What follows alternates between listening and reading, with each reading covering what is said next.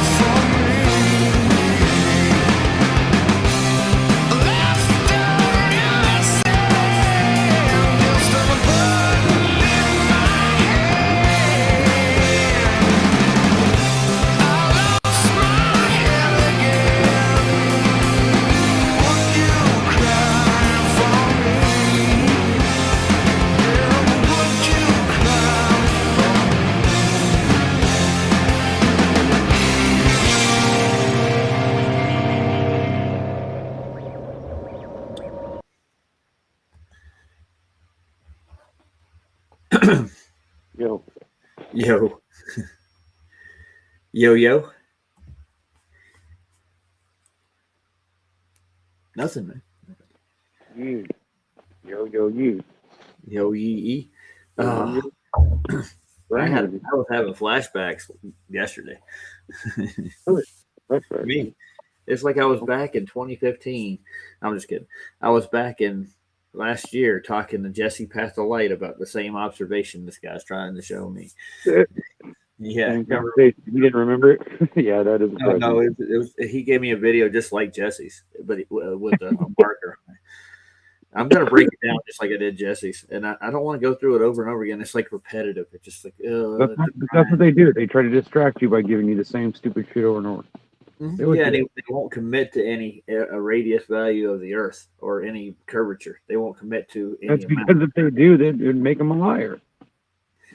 Yeah. That work. He's being a nice guy now. He's actually posting links. Isn't it crazy how people believe that what they were told is true, and all we did was just not believe that and start looking for evidence on our own.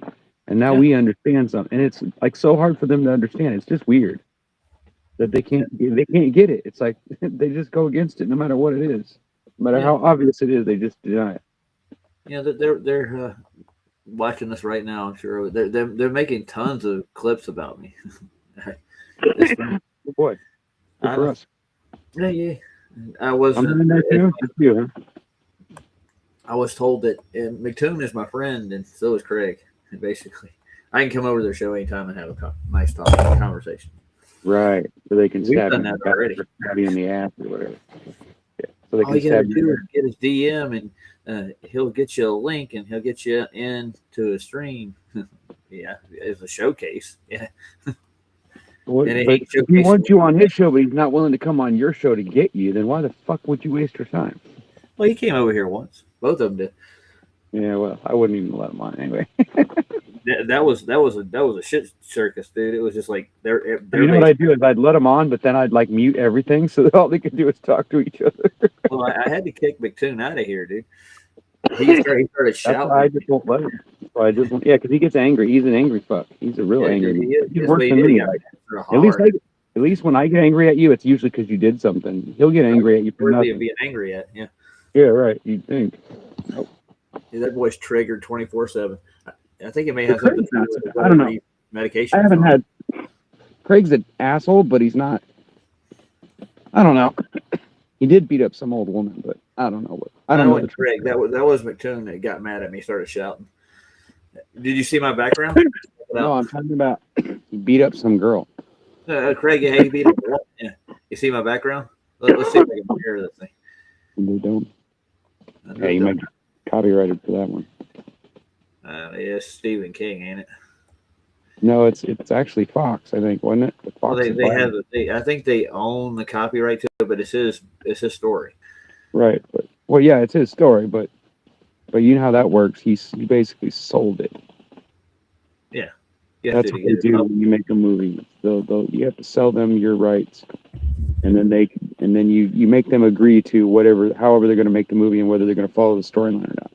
Yeah. They usually have to come to some kind of conclusion and agree to it or something. I don't know if that's really how they do it, but I'm just assuming that would be the normal way. Yeah, I spent the last, I'd say 6 solid hours just working.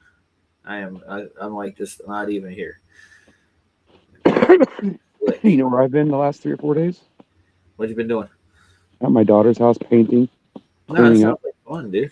Because she's selling her house and buying a different one. So. Yeah. I would rather do that than what I'm doing right now. Well, at least I can quit whenever I want. But yeah, but your daughter's counting.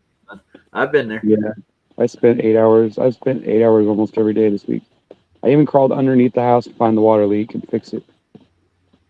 But it turned out to be in the wall. We took out a couple of bins out of the closet in my grandson's room.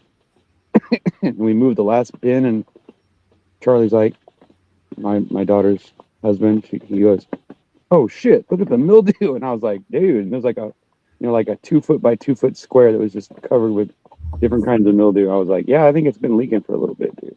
Yeah. And you know what? If my grandson didn't have all these bins in here full of toys, we would have noticed it before when it first happened. But yeah, I got to share the show. Nobody's in here yet. It's late where everybody else is, and it's what, Monday morning, right? Or no, it's Tuesday morning. Tuesday morning. Damn it, this weed is I saw nobody on, so I decided Yeah, I'll do. Yeah, that's what I was thinking. I Kick saw you posted a bunch of videos. I guess the previous ones or whatever. Mhm. And I was like, oh, okay, you're probably doing something, just kicking it. Yeah. And then I looked to see if there was any lives that I did see. And I was like, well, maybe everybody take a break. I just Yeah, didn't really. I thought Ken Rotman would be on. Mhm. No, Sandy takes tonight off, so nobody's out this late doing things except maybe Banner. Except me. But I And don't he do has the anything. same crew in, and they just sit there and do the same thing they do every night. I was going to look for videos on. Yeah, he just talks in a Prospect. fake voice, and yeah, I know. And I want to go watch Vlad stream too. He did it on Rockfin, not Rockfin, but Rumble. I noticed that ever since Platt stopped doing a show every day at the same time, now I it seems like I always miss his show because he does them at different times of the day, and I don't fucking know Well, when he's gonna do it. he's scheduling them like weeks ahead, Oh, is literally. that what he's doing? Okay, I'll have to look for that. Yeah, and not all of them are live either. Because whenever I do catch a show, I always enjoy it because I like where he's gone lately. I like what he's doing, Mhm. but at the same time, it's like hard to follow. I usually catch it like right after he just posted it, like after it's already over. Like there was one I think 8 hours ago or something, and I didn't even know it was on. Of course, I was working, but So, what do you think about rock stackers? people that stack rocks, Yeah, there's people that do this all the time, dude. yeah, I don't know what to think about it. I mean, you mean like hard rocks to stack, or you mean just when you go out in the desert in some places and there's rocks stacked up, and you're like, okay, somebody's goofy ass came out here and spent a bunch of time stacking rock. I guess if you're high enough, I guess you could do anything and make it fun, right? Yeah. Well, there's people that do it like. I've seen people that balance rocks like Yeah, crazy that's ass. what I'm talking about, dude. Yeah, Yeah, yeah. I know, but usually the ones you find in the desert are that way too, but they're not quite as extreme as the one I'm talking about. Like I've seen some guys they'll take common household items, like plastic tube and apart from this and that, and they'll stack them together, and somehow they'll stack them up on the end of each other, and it's like, what the hell? Yeah, it makes you realize you're not moving anywhere. anywhere. Well, I know these boys are wanting to come in and debate me again, but I spent 6 hours streaming, dude. Yeah. And I got 2 hours of sleep, and then I was on the job for 8.5, almost 9 hours. Mm-hmm. So I've been going I had to watch the kids this morning too. Before that, I keep doing that without like 4 hours. But I mean, Phoenix was asleep, and Rose was just running around, and she just jump on top of me, like she'd run into me as hard as she could, and she'd laugh. Like it's funny. I'm trying to dodge my face and her head, every time she jumps at me. And then yesterday she got this little Tykes table, the plastic one. She got the legs, and she started swinging them in my face. It's like I grab it, take it away from her, and she go get another one. Kids, I know, right? It's like they're testing you to see how many times you'll do it before you move to something. A whole linguistic set. It's off the charts. She knows what she's talking about. What it is her brain is trying to communicate, and she doesn't know the words yet. So her brain. She's got her own little words she says over. I know. It's because she doesn't know how to pronounce them right. She can't. It's either because she can't hear herself right, or her hearing or whatever. Something hasn't developed quite yet, and that's why she's able. That's usually how it works. Like I think you could always talk. I think you were thinking when you were a baby. You just don't remember it. You didn't understand what you're not. Well, no, but I'm saying if you could remember being a baby, I bet you'd still have thoughts, right? Yeah. You still have to have thoughts. If God didn't give you thoughts as a baby, then what the hell how would you become a human? How would you grow up? Well, you're learning, right? You see what I'm saying? So God has to give you some memory. You have to understand some things, otherwise. So you must be able to think to yourself. You just don't remember being that young. Right. But I think the reason why you don't remember is because you were absorbing everything in the world so quickly. I mean, you think about it. The first time you got to see, light and everything was probably blurry except what was right in front of you. I mean, can you just imagine that? Being a baby and your mom holding you? This is crazy. Like, I can't imagine that. Being a baby. That'd be cool. Excuse me. Oh yeah, I'm getting my teeth done this week, I think, or next week on the 15th. Right on. Good job. I'm gonna get these front ones filled in. Yeah, right on. Good. That'll make you look better. You know, That's make, not what- make you look man, more it's like- normal. I mean, well, I'm sure it bothers you. I mean, it doesn't bother me because you're just No, my it friend. doesn't bother me like aesthetically. I'm doing it for actual purposes. Like I got one missing on the right over here. You can't really see it very often because I don't smile that big, but I'm missing doing a couple on the back. I'm doing a permanent set, so that's what you should do. Yeah. so I can bite into shit better than I have been. Right. Yeah. Just get dentures or whatever. It'll be easier. I'm not doing dentures. I'm actually doing Well, partial or whatever they call it. They get partial where it goes in between the teeth and it clips onto it. No, I'm going to get a gap and mount it inside of my mouth. Oh, okay. I don't. Maybe I don't understand that, but you can show it to me. You can explain it to me later when you get it. You know what a veneer is? You could show it to me. My grandpa had like this little thing that stuck to the roof of his mouth. It was kind of like one of those, but it just had a tooth attached to it. So he just put it, and he pop it out every once in a while to like get food out of it. And I'd see him doing it, and then I go, "What is that?" And he'd show it to me. He'd pop it out and show it to me. He'd put it back in. These are veneers that are going to be permanently mounted in my mouth. So. Right, I got you. They put it into your jaw just like your tooth was. I'm going to mount it in there. Or whatever. Yeah, they put a thing in there they can attach to. Rhonda's got them now, but they lasted her for like 21 years. Wow. Yeah. And I didn't know that they were out, but yeah, it's all to do with dental work. I'd still have like. Well, shit, if I got it done now, I'd be 70 something. I don't know. I'm not really.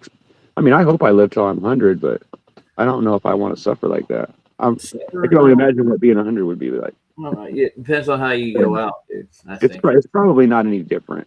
As long as my mind doesn't go, bro, I think I'm going to be fine. You know what I mean? As long as my mind doesn't give up and just go the other way and just say fuck everything, because everything's already fucked up. You know, it's like the world's fucked up. No matter what you do legally, or if you try to do the right thing, you get in trouble. Like I just found out today. Yeah, you should never do the right thing, because when you do, people will see that and they'll be like, well, no one's ever called and asked us for permission for that. So now we're going to wonder what the fuck kind of dumbass you are because you did that. I'm like, dude, that's what everybody should do, right? Like, if I call the person who I'm supposed to go to. I call you, I send you a letter, and then you respond. I got a call back today from Ed Mudd. And I was like, I asked for a key to the gate, or asked him to open the gate so I could get my trailer in there. And you know what he told me? He says, I need a permit. I said, I'm not building anything, you moron. Well, I didn't say you moron, but I told him, I said, dude, I'm not building anything. Why would I need a permit? I just need you to open the side of the gate.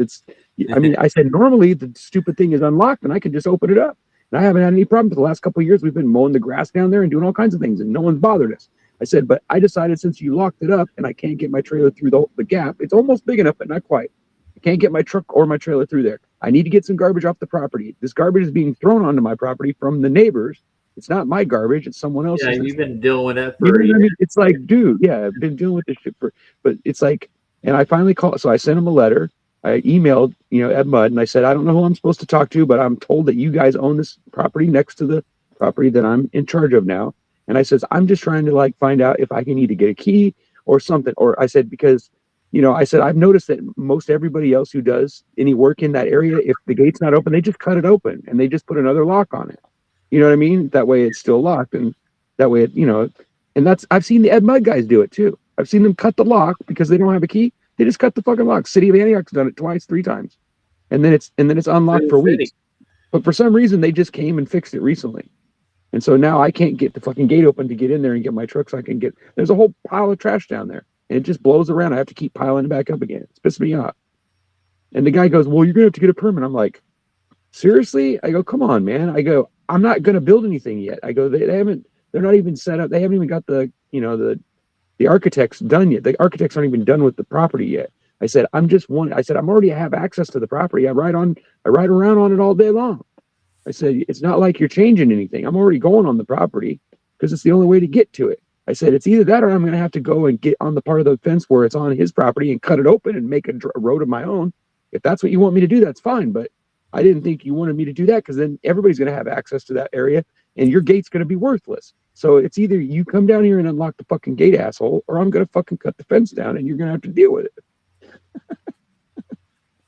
Well, that's not what I said, but You can see through my head. Yeah. But what I did was, after he told me that I needed to get a permit, I'm like, really? I go, I just work for the guy, dude. I said, why do I need a permit? We're not building, I was just trying to find out, like, what do you mean I need a permit? I'm like, what, you're gonna charge me to send a guy out here to spend 3 minutes to unlock a fucking gate? Come on. I go, I can just cut the motherfucker if you want me to.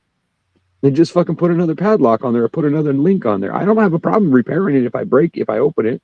I said, it's just like, I thought I'd ask fucking permission, and I thought you'd either give me a temporary key or whatever the fucker. You just tell me to cut the fucker. The last time I asked the city guy, he said, well, if you can cut the lock, go ahead. Just put a padlock in there in this place. That way no one else can get in there.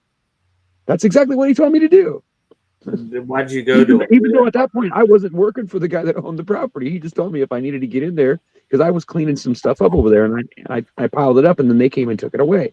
And I said, well, I'd come down there and take it away, but I can't get in the gate. And he told me that the gate's always unlocked. He showed me how to get in. Well, now they fixed it. That's what I'm saying. I used to have this. That's what I'm saying. It's like before I've had this agreement and I've never had any problem. And now all of a sudden, we had this rain and all this, and the mud, there's mud at the other end, and I can't really pull my trailer up on that end, even though there is a gap to get there. So yesterday and the day before, after I went to my daughter's all day, I dug up the fucking dirt and made it all level so I can pull my truck up on that other end without getting permission. That way, I'm fucking with it. I'm not gonna get a fucking permit. Dude, you shouldn't have went to the city, Ryan. You should not have done it, dude. I wouldn't have. No, I just sent Ed Mudd a letter. I didn't call the city. Ask him. But the city doesn't care. As long as I don't destroy any property and spray paint on the fucking things down there, like what some kids keeps doing, they know I'm not hurting anything. They don't give a shit. I told the guy, I said, I don't mind cleaning up stuff and helping keep the fire danger down. If you guys would, be cool about me getting on there, I don't see the problem. Everybody walks on there and rides their bikes and motorcycles. They need to get a permit. Yeah, didn't they? But nobody does. Nobody's got. When he called me, the first thing he said, he goes, first of all, I have to tell you something funny, odd. He goes, you realize you're the first fucking person who's ever called me and asked me for permission to open a gate. He goes, everybody else just cuts the fucking gate or goes around it. And I said, well, I said I could do that. I said, but I thought I would get a hold of the people who's there. That way, I'm going to be there, and that way, if you do come along, you're a rebel or whatever, right? Then you're gonna know you'll already know I'm there, right? It won't be no issue. I said, I'm just trying to get to the property. I know I can get on the property, that's not an issue, but I can't get my trailer on there because you guys have these special locks at one end and the other end was too muddy. Now, of course, I think I've made it to where I can get my trailer in there, but I might damage the trailer going up this fucking steep hill, and I don't want to have to do that. And that's what I told him, and he's like, well, I think you need a permit. And then it was like a final answer, and I was like, hold on a second, bro. I'm not building anything. I'm just going to haul some garbage away. I'm going to, bring the fire danger down, come on, give me a break. Who owns the property? The guy who I work for. Okay. Paul Lovejoy. But I told him, I said, so, and I asked him, I said, okay, can you explain it to me? Explain to me how you guys sold these 3 parcels. Well, he said there's 3 parcels, and I know where they're divided because they're divided by creeks. There's a little creek between each one, right? So, and I said, okay, so on one side, I said, he owns all 3 parcels, by the way. I don't know if you knew that, but I said he owns all 3 of those parcels. And I said he's going to eventually need access to build the houses and put a street there. So eventually you're going to have to deal with that. I said, I'm just helping him keep the grass down and knocking the trees and shrubs down to keep the homeless people off the property. I'm doing you a favor. You know what I'm saying? I said, I'm not trying to hurt nobody. I'm not trying to get access so I can steal or nothing like that. There's nothing to take down there. It's just a pipe that goes through there. You know what I mean? There's nothing there to steal. Like places you can skate back there?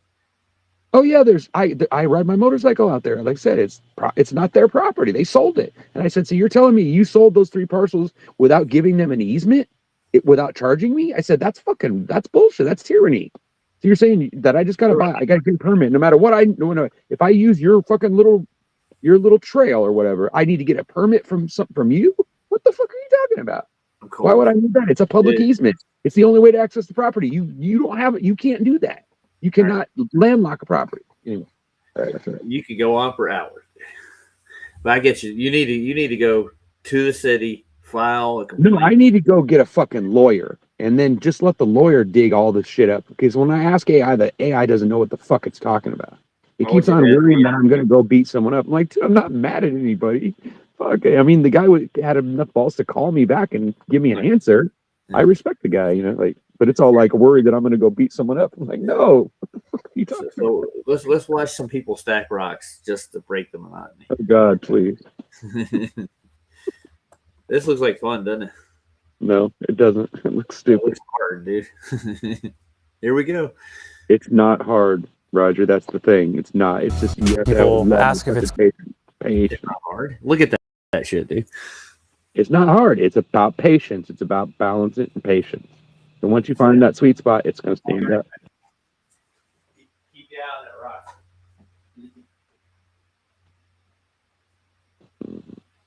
I've done this before. I've accidentally dropped a rock and it landed like that, and it was crazy. And I took a picture of it too. I just don't know what I ever do with it.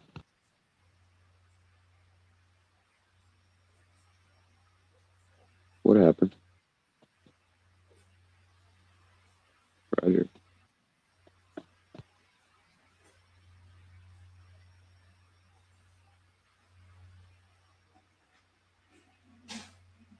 All right.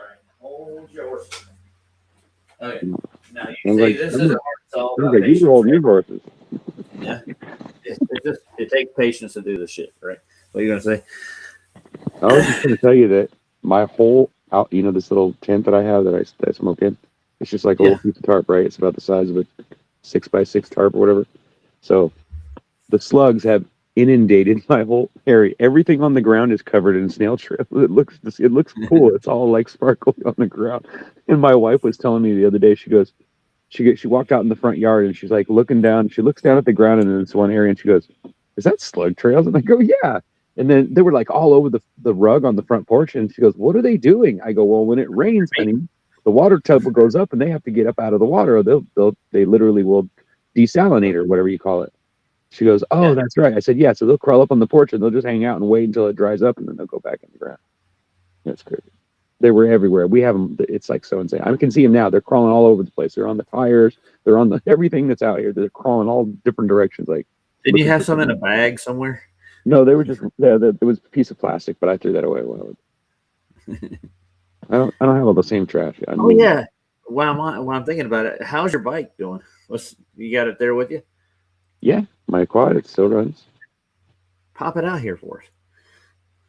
Pop it out.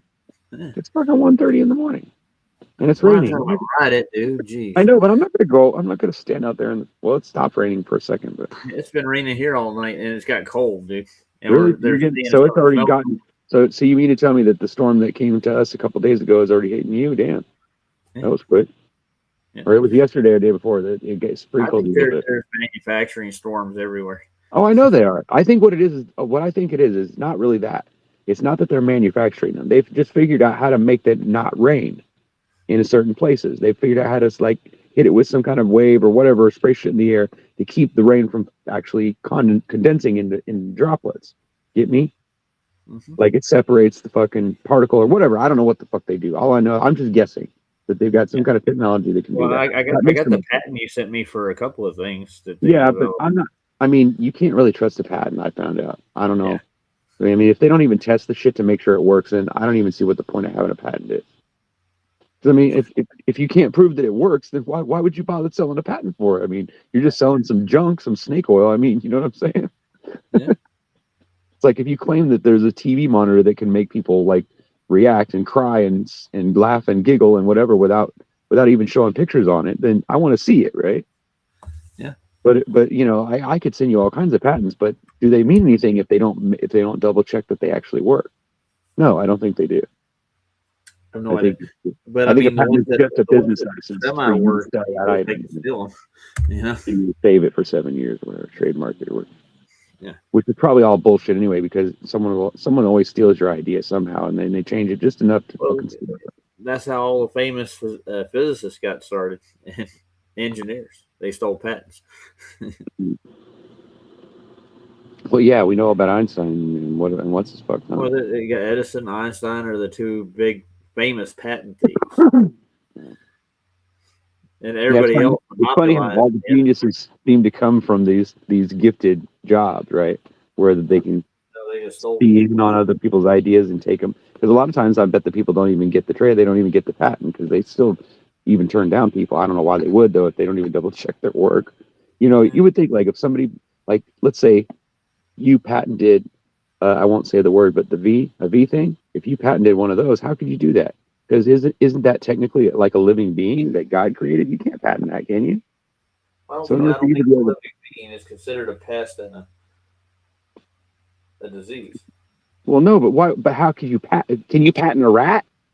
Could I No. patent a mouse? No. Well, then why in the fuck can you patent a virus? No. Why the fuck are you allowed to do that? It doesn't make any sense. Don't know. You know what I I'm saying? hate So self-help obviously it's a man-made thing, isn't it? Yeah. Otherwise, they couldn't patent. But see, when you find out, when I looked into patents and I found out they don't test it, so that means they'll sell like if I called up and I said I just discovered a new virus and I don't even have to prove it. All I got to do is just make it up, write it down on a piece of paper, mail it in, and pay the fee, and No, they'll fucking that's patent up to it. the corporations that want to buy the patent. So what you want to do is you want to advertise it, and then you want to get it tested. And But do you understand that I could just make a fake one and they'd probably give me a patent if I paid for it? Get it? Because they don't test it. They're not going to test my invention to make sure it works. They're just going to decide whether someone else has already used it and then give me a patent on it. Do you understand? Yeah. So you're just basically giving them your information before you legally have grounds to use it. So they could steal it if they wanted to. You're just giving whoever works in the office the fucking ability to steal your shit. Because what if they get to the office? What if they patent it before they put yours in, and then they steal your idea? You're fucked. Right. No, there's Mr. Anderson. I mean, you're Mr. Anderson. I'm Mr. Smith. You know what I realized? Yeah, I realized something.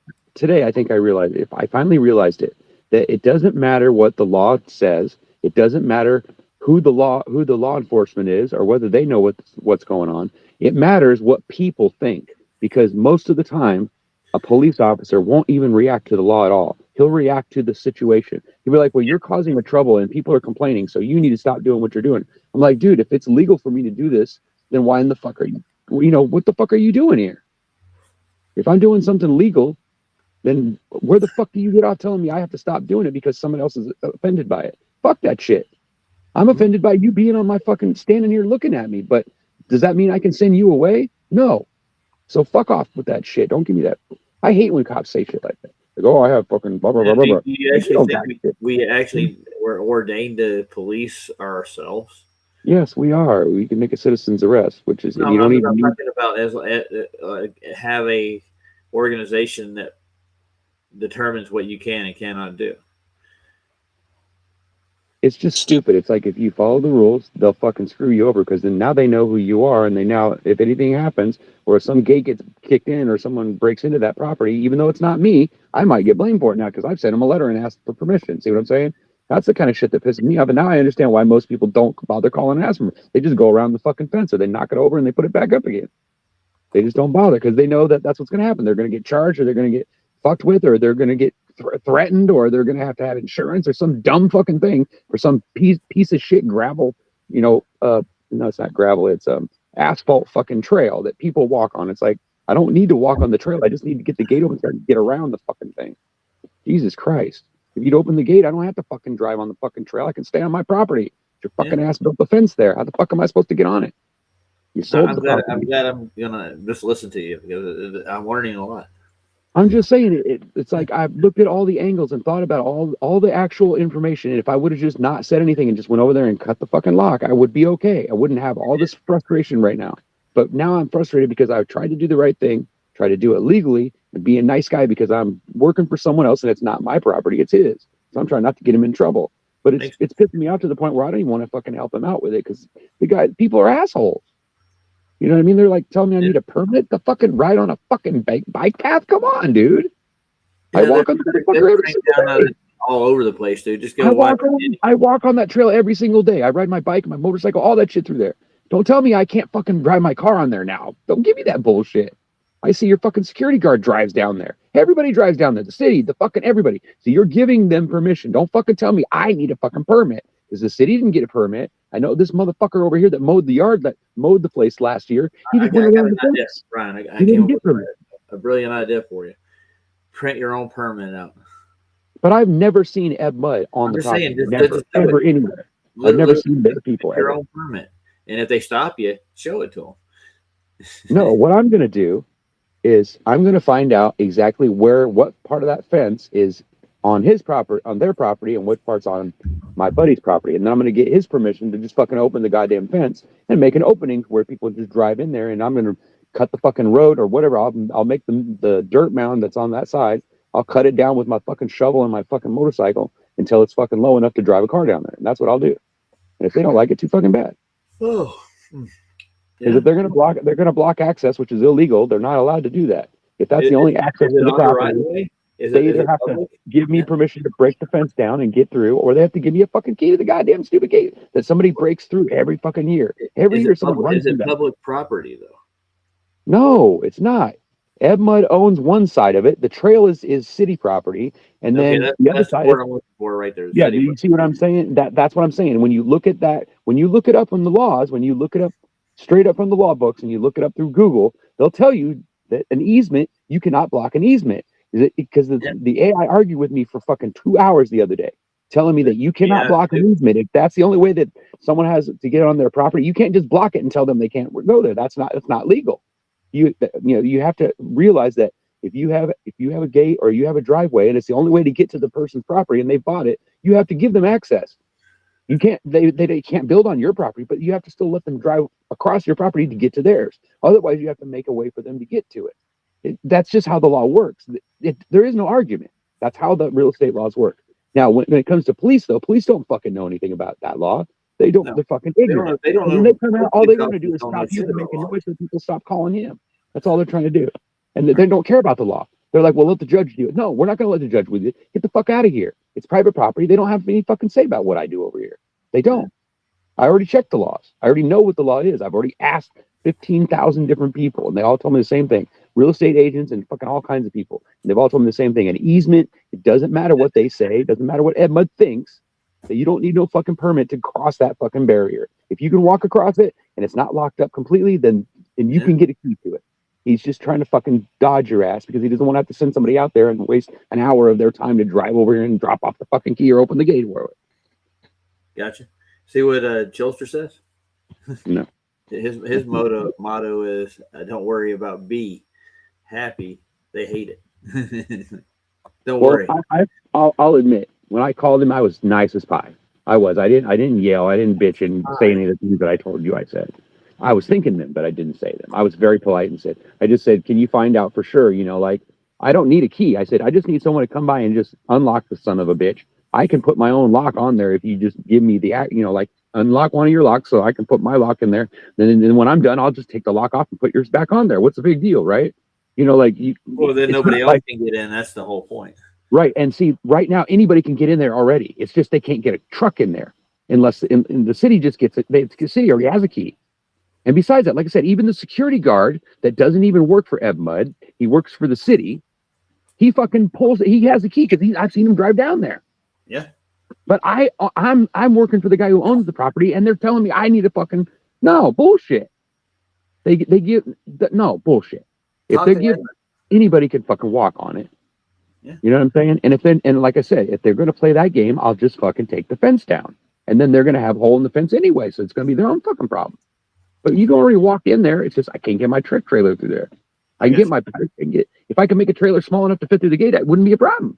That's what I'd do because it would be a lot fucking easier than trying to get a fucking permit for a goddamn building license or some shit that I don't fucking need because all I need is someone to come and open the gate. Yeah, it's fucking dumb. But see, I try to do it right. I try to be honest about it, and then what I do, I fuck myself because now I'm on the list. Now he knows who I am, and if anything happens to this gate, I'm probably going to get blamed for it. Of course, I don't care because I'll just buy another chain. I don't care, but still, it's just stupid. It's just dumb. It's like now I feel like sending him another letter, just telling him exactly how I'm feeling. It's like you literally ruined my fucking day, bro. I was trying to be nice about it and just literally get permission, so that way I'm going to be here. And then if something does happen, then who's responsible. See what I'm saying? I understand the reason why you want me to let them know. So now I'm letting you know. You know who I am. I gave you my fucking name, my fucking email. I live right across the street from the fucking property. So don't tell me what's up about the property when I know what it fucking looks like. I walk on it every day. You make it sound like as if I've been standing on the other side of the fence waiting to get in. No, I get in there all day long. And now you're telling me because you don't want to send someone out. Is that what you're basically saying? That's basically what he means. Is if you don't pay us for a fucking license, then we're not going to send somebody out there. That's So I'll have to wait until the city guy comes along, until the city of Antioch will let me in there. I know they will, because I'll tell them who the guy owns it, and I'll show them the fucking paperwork for it, show them the email and everything, and they'll believe me, because that's what normal people would do. But this Ed Mudd guy is a fucking asshole. Well, so far he's been. Maybe he'll call me back tomorrow and say, you know what, just fucking cut the fucking lock and put another piece in there. I don't care, you know. Hopefully that's what he says. But don't hold your breath, dude. But I get it. If he doesn't want to have to send someone out, just say, look, there's a fucking link on there or whatever. There's a lock on there, an old lock. Just cut it off. I'll tell you. Tell me which key and which lock that they actually use, and I'll cut one of the old ones off, and then I'll put another lock on there of mine, and then I'll have a key, and then they won't have to fucking bother me anymore. That's what I was gonna do when the last time they busted the chain, because there's like 15 different padlocks on it, and all of them are just extensions of the first one, right? So there's like a few links, and then there's another padlock, and then there's another couple links, and then there's a padlock. So like that's what everybody that's been going in and out of there has been doing. They'll just cut one of the links off, and they'll put their own padlock on there, and so now there's like 50 locks on there. I could cut any one of those locks off and haven't been used, and it would be easy to get it. But see, I try to do the right thing, and what happens? What happens? They fucking fuck me. They try to tell me, no, I can't do that. Even though I fucking know. I watch people drive down that fucking road almost every single day. They get out, and they open the gate, and they drive in there. And they're not even doing anything in there. They're just driving through to be fucking in there looking around. It's like stupid shit. So, yeah, you know what I mean? So don't tell me that you can't give me permission without a permit. That's bullshit. Yeah. Well, there's 3 parcels. He goes, there's nothing I can do because there's 3 parcels. I said, bro, there's 3 parcels, but there's only access on 2 sides. So you're saying the guy that lives in the middle can't get to his fucking property now? Because if I tell him that I don't want him on my property, and you tell him you don't want him on your gate, so now suddenly he can't fucking get to his property. That doesn't make any sense to me, bro. And he goes, well, hold on, let me call and find out for sure. And then he said he called me back, but he didn't yet. He said, but anyway, we'll just have to wait. Now I think because I sounded intelligent, he actually decided to go look up the laws. Hopefully he finds the same law I did, and he just gets me a goddamn fucking key. It's not that difficult. Mail it to me. I'll wait a week. I don't care. Mail the fucking key to me. Do the right thing. Dude, I'm telling you right now. I did the right thing. That's all I'm expecting you to do. I'm not going to go destroy any property. I'm not going to steal. There's nothing to steal. I'm just trying to get access to the place where I'm working at so I can get the fucking job done. Don't be a fucking prick. Yeah. That's all I'm asking. You know what I mean? Like, and honestly, I think the fact that he kind of knew that that's where I was coming from, he should have just said, you know what? Where do you live? You know, like, what part do you live? I'll stop by this weekend on my fucking day off or whatever, and I'll fucking drop the key off at your house, or I'll mail it to you. Whatever. He could have done 1,000 different things except tell me, no, you need to get a permit. They just give everybody that needs access to that key, that would be no problem. I understand that, but he told me, the first thing he said was, no one's ever called and asked for a key. Everyone, you just cuts the gate or fucking goes around it. In every case, he said he's never had a human being call him and ask for a fucking key and ask for permission to cross that area. They always just do it anyway. That's what he told me. He was really surprised. He goes, I got to admit, we were all laughing about it in the office because you're the only person that's ever fucking called to ask for permission to get past that gate in the history of he's been there. And I'm like, wow, okay. I said, they were kind of giggling about it. So, I mean, it was kind of all in good fun. But then I realized that they were laughing because they were like, well, now we know who you are. So now you're fucking screwed. You know what I mean? And I realized that just by the way they were talking, or the way he was talking to me. Right. And then I was like, well, so what am I supposed to do if I can't get to my property? So what do I need to go to the law enforcement and get them for you to take the gate down? Because if I can't get to my property, then I guess you're going to have to buy it back because I know that he bought it from you. Mm-hmm. And I get, a lot more about those 3 parcels than you should know if you didn't just sell them to him last year. So don't give me this bullshit. You don't know what the fuck I'm talking about. He does know what I'm talking about. He just didn't look in. He didn't get the file and actually see the guy's name and everything, and then ask me, confirm who the guy that owns it is, and then I'll give you the key. Because that's all he really needs to do. Yeah. If he was doing his job, right? Because they give the city a key, they give the security guard a key, and they also give the guys who till the fucking field every year to get rid of the weeds so they don't start a fire. That's what they do every year. So they're getting on the property. Everybody else is getting on there, but I can't fucking do it. And I work for the guy who owns the fucking property. So what the fuck is going on here, Roger? You know what I'm saying? It doesn't make any fucking logical sense. Unless you're just an asshole and you're too lazy to fucking drop a key off. Or tell me how to get in. Make an analogy to the 7 keys. You need one. No, it's stupid. It's like if this was me in his position, I would go out of my way to make me happy because I actually asked and I did the right thing because that's what you should do, right? Right thing. But no, he's gonna fuck me and try to give me bullshit, so I have to go and fucking file some paperwork and to show him that he legally has to do it and force him to do it. That's what he's basically gonna say. Oh, I hope he doesn't, but Well, praise that's God. what I'm gonna do. I'm gonna get a hold of the guy who owns the property. I'm gonna because he's a lawyer himself. So I'm gonna tell him, look, they're giving us a bunch of shit about it. I said, I think you should fucking file a suit against them. They can't sell you property and then landlock you. It's fucking illegal. And they're being tyrants about it, telling you can't use this. Well, then you need to make a fucking opening in the goddamn fence so I can't get to my property then, don't you?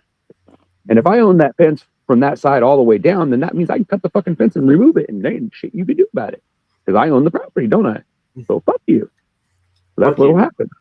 What'll happen? Yeah, fuck This me. is going to happen next year when he breaks ground and starts to build. He's going to have to go through the same process because then he's going to have to get that permission because he's building on it. So he does have to get that permission. See what I'm saying? And then he's going to go through this whole rigmarole that I'm going through right now, and that pisses me off that he has to do that even though he paid fucking good money for that. Bought fucking 17 lots, dude, or 18 lots. It's a huge area. He spent millions of dollars on it. Trust me. Why don't you go take a course in city planning, mate? You'll find out. No, you know, I'm thinking about getting involved in this. I swear to fucking God, I'm thinking about getting involved with the city and trying to get a job because then I'll learn all about it and then I'll know exactly how to deal with people. But what I want to know is how do I deal with law enforcement? Because they're the only ones who are going to show up when people get all pissy with me. When I tell them off, they're going to call the police, and the police have to show up and ask me questions because that's what their job is. So I want to know how to deal with the cops so that I don't get arrested or get in trouble or they think I'm some homeless guy trying to protect my squatting right. Yeah. Because it's pretty sad when I ask the AI, okay, how do I deal with squatters on property that's not owned by them? Yeah. And they said, oh, you can't do that. You can't run them off. You can't do anything. All you can do is cut trees and do this and that. You can't physically touch them. You can't squirt water at them. I'm sitting there saying, who the fuck are you to tell me I can and can't? I go, I guarantee you, if you're in my backyard, Okay, I don't give a fuck violent or not. If I tell you to leave and you don't, I'm gonna fucking shoot your dumb ass. I don't give a fuck. No. You're not gonna shoot nobody. Bullshit. I'm gonna give you an easy solution. You need to come over to Ryan and actually get into. I'm a member over there. I got access to some basic legal documents and law books. Well, I do too, but it's like you know how it is. It's the interpretation of that law. It's not really about the law. It's about the interpretation of the law. So the law might say this specifically and lay it out, but then they'll say, "Oh no, this is an exception here." They're gonna lie and they're gonna say shit because they want to fucking win. They want to get their. No, dude, it's good. What he deals with is he deals with Black's law and a few other different civil laws. Not. So you see, I've already done that. I've already called about this. I've already found out what the law is. But now I just got to get people to cooperate with the fucking law. That's the problem. You get what I'm saying? Not only do I have to learn the law, but then I have to teach everybody else about it because they're all fucking ignorant too. They own the property. No, you're looking for your own rights, dude. No, I already have rights. Yeah, well, you need to understand what law you're under. I'm not destroying any property. There should be no problem. No. I'm talking about what rights you have under the law. There are certain rights you have, and you need to come over. You need to come over and talk to Ryan about. Public trail. I have a right to walk on it anyway. So there is no fucking telling me I can or can't go on there because it's public property. It's owned by the city or the state. That means I own it too. As long as I'm not destroying it and I'm using it properly, they can't stop me. So why would they stop me from driving across it when I drive across it every fucking day anyway? I'll give you Ryan's phone number, Ryan can give you all the precedents and all the cases that are pertaining to what you're doing. Yeah, that actually is who I should talk to. Actually, so I'll send you his number. He gave me his phone number. You can text him. He's got all the reference guides to a lot of different law books that you don't. Does he have like a reference guide for this kind of thing? Yeah, he's studying law, dude. Yeah. Well, I know, but I'm saying there's different kinds of law, and you don't necessarily study all of it. You know what I'm saying? Mm-hmm. But I guess you do have access to it if you're a lawyer. Look for is Commonwealth law. Yeah, I know that, but I'm saying I don't think property law and city law. I think that's completely different. Commonwealth law covers you and all that in the process. Because what I want to know is that why is it every time I ask the AI or if I ask the people at the city about how to get something done, they always give me some bullshit excuse about what I have to do, and then when I find out what the law really is, I find out that's not actually true at all. It's just they've got this stuck in their head because someone told them that and they never tested it themselves. I'm getting so sick of that shit. It's starting to fucking really piss me off. I'm sick and tired of having to fucking teach everybody around me the law and understanding what the fuck is legal and what's not. Why do I waste my time going and finding out what the law is and then following it if no one else fucking does it and they all bitch and complain about it? They complain because I'm following the law. It's like, fuck you. You know what I mean? Who the fuck are you? Well, we're rounding up to an hour now. You know that. I've already gone on and on about it for fucking 3 you days. have for an hour. It pissed me off because, well, he's talked to him this morning, but it pissed me off. I mean, I know he's going to call me back and he's probably going to give me access. And I know it's probably going to work out. But it's just got me frustrated that there's a chance that he's going to be a dick about it. And then I'm going to have to just do something and then fucking break rules when I don't really want to. I want to do the right thing. Mm-hmm. So why are they putting me in a position? Why does the law allow this to happen where I get put in a position where I have to break a law in order to get the law to be dealt with? You don't have to. That's bullshit. Yes, no. You do. Because it's the only way to get it done. No. I don't have time to fuck around and wait. I want to get the shit done. No, you don't have to wait. I know. No, you don't. I know. That's what I've been telling you. There are ways around all this shit. I know, but it's going to cost money. No. Nothing's free, bro. You have to buy papers, or whatever. Dude, if they want me to get insurance, I say that. Dude, I can appeal my case on me right whatever now. vehicle I'm going to drive. I have insurance on my vehicle. I'm covered. My vehicle's covered in any person that drives it. Dude, I'm not talking about your vehicle. To file an appeal or anything with court, it doesn't cost you anything. Yes, it does. I have to get off my ass and go down there and fucking find out what to fill out the papers, and then have someone look it over and do all this extra homework that I don't fucking do. I should be able to just count on the law was going to get followed, and I don't have to fucking argue with some dummy who doesn't know the law. We don't have to argue with anybody, dude. I'm just trying to tell you, if you file your own petitions, file your own court cases, you don't have to worry about that stuff.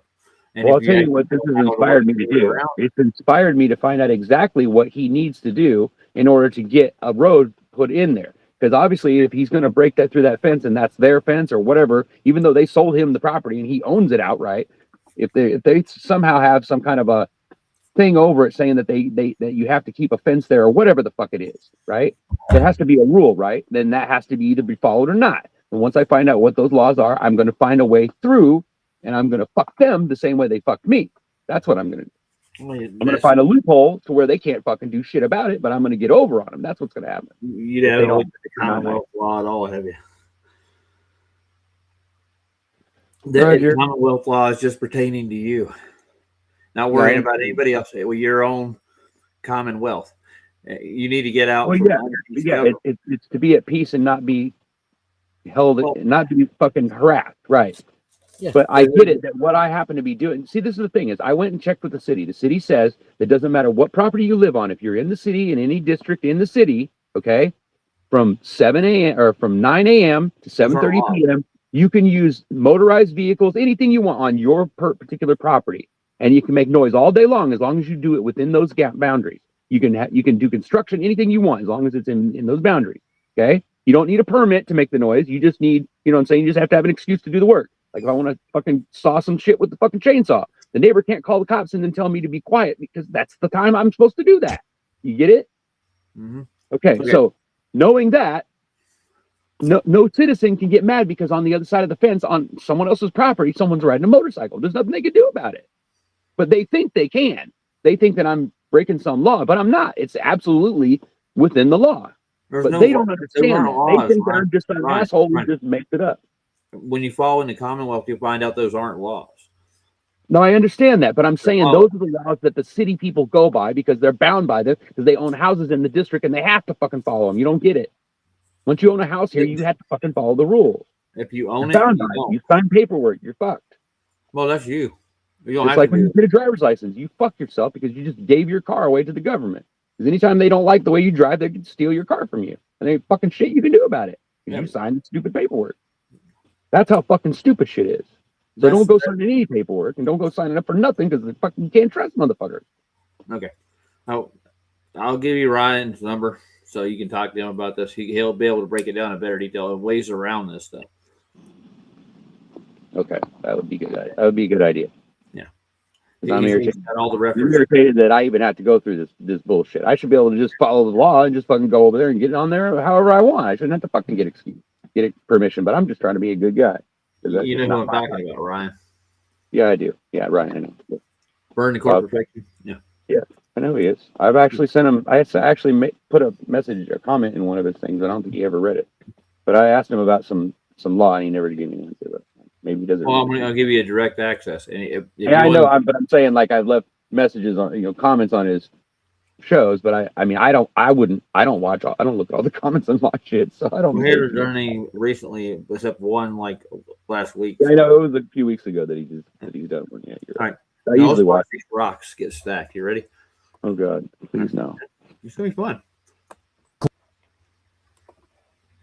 Boy. Include if there's steel rods. A lot of people really don't understand that it's just balanced. These mind-bending rock formations are held together with nothing but gravity. Rock balancing art predates the Bible and can be found across the globe. Michael Grab is one of the best balancers around, and his creations have turned them into an internet phenomenon. That's the only one. The structure that probably got me noticed first internationally was kind of this orb structure that I made, and it's just hundreds of little rocks kind of balanced on a really tiny one at the bottom. I don't do that. I don't think you could do that. I think that would fall over everything. One of my core drives is to make the formation as impossible as possible, or to challenge my own skill and kind of one-up myself each time. I got a theory. A lot of reactions to my process while I'm building is like, oh no, that's impossible, that'll never happen. Especially when I try to take a huge rock and put it on a tip. And then people are just kind of mind blown when I actually let go. Anyone can make models, but Michael has spent the last 12 years perfecting the art of balance. I started balancing in about 2008 here in Boulder, Colorado, in Boulder Creek. Right, yeah, I just fell in love with it and started doing it every day. Maybe I should go find this guy. What do you think? Cookie, where'd you go? He disappeared on me. He didn't want to watch about the rocks, so he left. Cookie, where you at, dude? Is he in the chat talking now?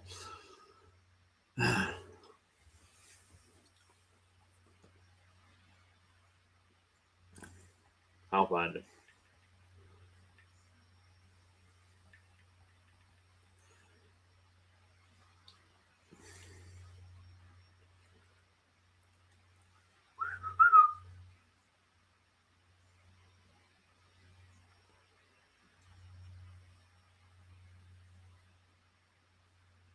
Yep.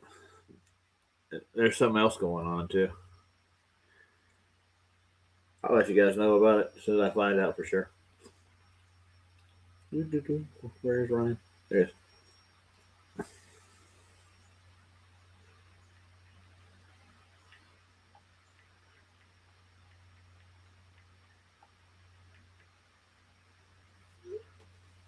Yeah, it is. I know.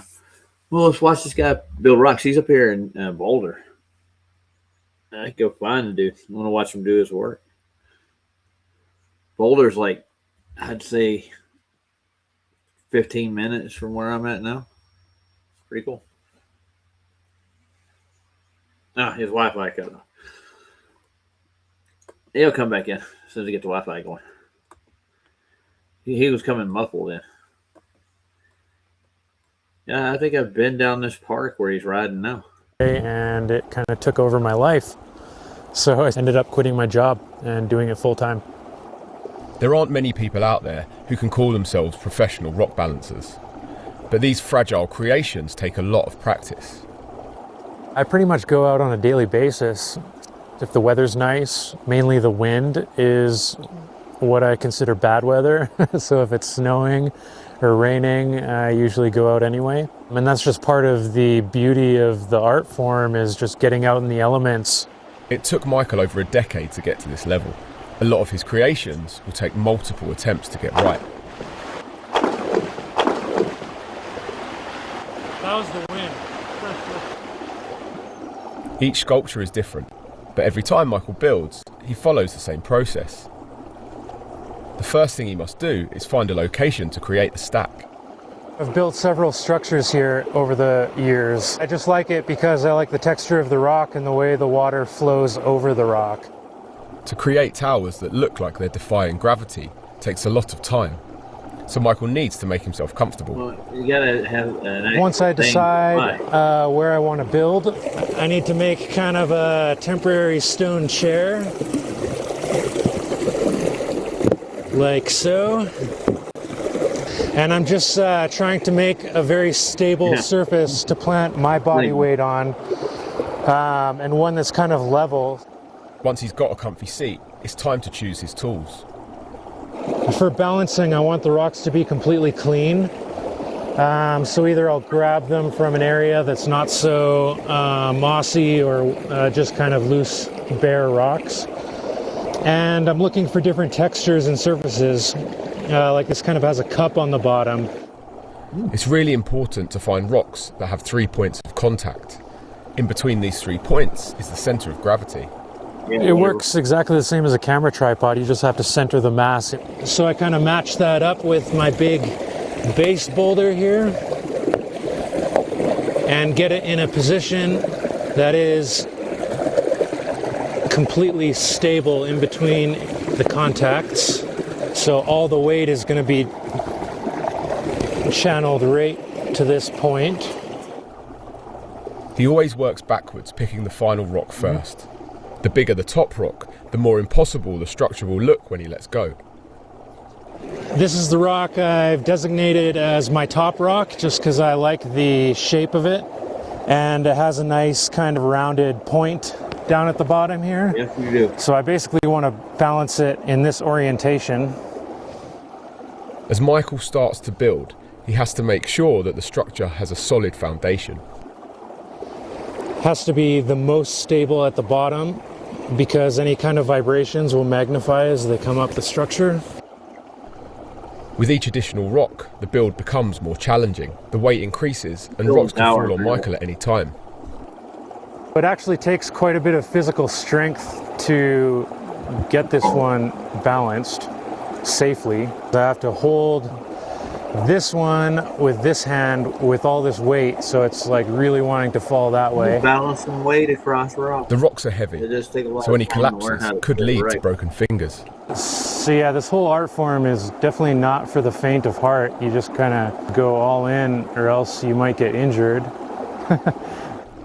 Once all of the rocks below are aligned, the final piece of the puzzle is also the most risky, the top rock. As I'm building up the core of the structure, I'm kind of estimating this final weight and position of the top rock.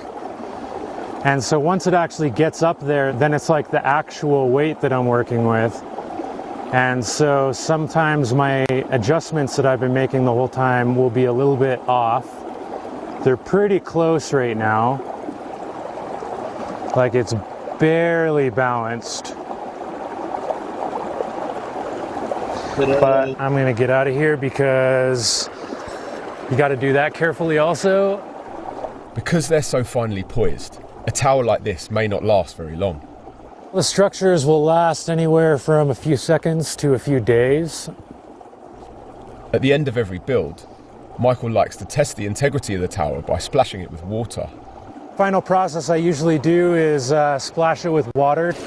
And if it can survive through this, then it's worthy to be photographed. I think it's worthy to be photographed. This also gives it an amazing ice sculpture effect if left overnight in the cold Boulder air. Part of this whole rock balancing thing is actually getting into nature and experiencing it firsthand, like turning over rocks and seeing what's on these things and learning about the life that's around. In a bid to leave no trace, Michael destroys all of his structures after photographing them. I like to document as much of the creation as possible, so that includes the build process, that includes the life of the creation, as long as it's standing, and also the collapse, and ideally a natural collapse due to wind or something like that. I guarantee he's not there for half. But even still, if wind doesn't blow it over and I'm done with all my documentation, then I'll just knock it over myself. Oops. Well, he makes money doing it, I guess. His crackers are hard. There's another guy here. The Art of Craftsman, rock balance. Let's try this one out.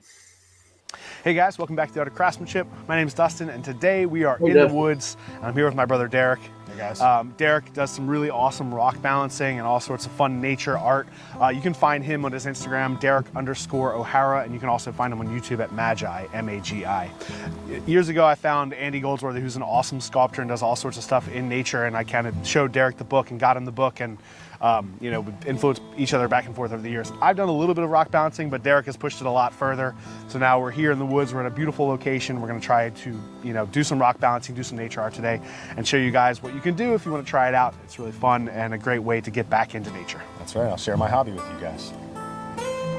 Rock balance. I'm usually looking for stones that I think are beautiful, for one, just because I like putting them in the piece. And then I like doing a lot of counterbalancing. So I'll find longer ones, like something like this, that I can use, and then I'll counterbalance something over here on top of it. So I might take something like this one, and a couple other ones from the shoreline. You don't want to really disturb the stream too much. But yeah, so that's what I'll be looking for. And then I'll grab a bunch of them beforehand and set them where I'm going to rock balance. That way I have them within arm's reach. All right. And you also want to look for specifically the rock that's going to go on the very top. Ooh, yeah. The dark and light. Yeah, exactly. It's so fun.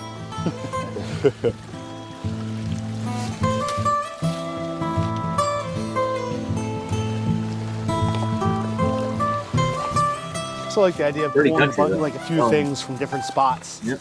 Like Good, sir. piecing it together is kind of cool. I think if people used to leave back around so people knew they've been there. Trying not to disturb the land around it, you know? Exactly, yeah. Well, You don't want footprints all over it and stuff. You get a picture, Scrape it's gonna marks from your boots. be- Right. You know, I try to have them balanced and counterbalanced where I can't let it go or else the whole piece will fall. And once that top rock, the weight gets on there, it kind of locks the whole thing in place. grab another link. And then I can leave it. Whew. It's chilly. It's chilly on my toes. Yeah. The same thing. Yeah, I like to feel connected to the environment around me, hear the What happened? water flowing, feel the stream, the rocks beneath my feet, and do a little bit of grounding or earthing. Yeah, grounding and earthing. I Connect. think there's a few where I read it in years past, but the experience of someone who's talking about, you know, trying not to fight the cold or fight the heat, just to kind of be part of it. Obviously, you know, your body, when you start to fight temperatures, you like resist against it and it makes it worse, I think. Yeah. Yeah, it's like a lot of things in life. The more you fight it, the worse it's gonna feel. I will say, and that the viewers know, that I sweat a lot, so I just try to soak in all the cold as much as I can get it over the winter, so I try to keep it Yeah, that's right. for the summer. That don't work, dude. Interview doesn't work like that, dude. Yeah, I'll put a link in. You guys should look at this stuff. I'm going to review a little bit of it in a minute. I think it's also important to sit down, like you said, sit Same down near hour. your piece, so you can kind of. Yeah. So I used to do a lot of my pieces standing up, and I'd walk around them. Well, that's nice. But I have found that when you sit down and you have a stable foundation for yourself, you can do a lot more of the finer movements better. All right. So, like everything in life, the most important part is the foundation. You know, you need a stable, solid foundation. So your first one or two stones that you use, you want to be really solid as a base for you. All right. Actually, gravity is a magical force, Mike. I'm telling you. So one of the things I do is once you get it, you want to have 3 points of contact, just like a tripod. Okay. So you want to test for weight, because a lot of times it'll set nice, but then if you put a little bit of weight on top of it, it'll go back and forth. Okay. Yeah.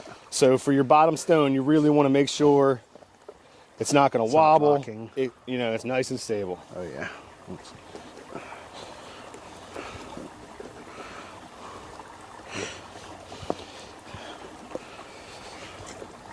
go. Come on, Oh baby. no, not at all. You said 3 points of contact. Are you trying to do that each time? Yes, exactly. So every stone that you balance has to have the 3 points of contact of the tripod. All right. Whether that's 3 points on the stone, or it's a cup or a crack in the stone on the bottom that you use as the 3 points to set your piece on top of. All right. Come on, sit there. Great bladder proof, dude. There's no way this would work on their mom. Sometimes you have things you want to do with the pieces, but they just won't cooperate. Okay.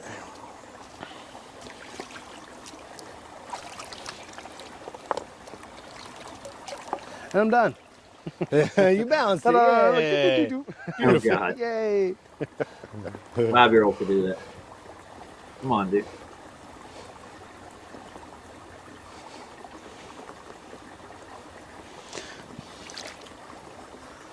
One of the things that I've done and looked for in the past is try to like put something on that looks crooked, but then to like you said, counterbalance it or rack back to it, so then you straighten it back out Exactly. for the next one. Then you're like kind of working back and forth, and it gives you that Goes right to the like center of this the earth. unbalanced effect, but the little flat spot or so like working on top. That, you know, like then all of a sudden you're back up to like giving yourself Minus something.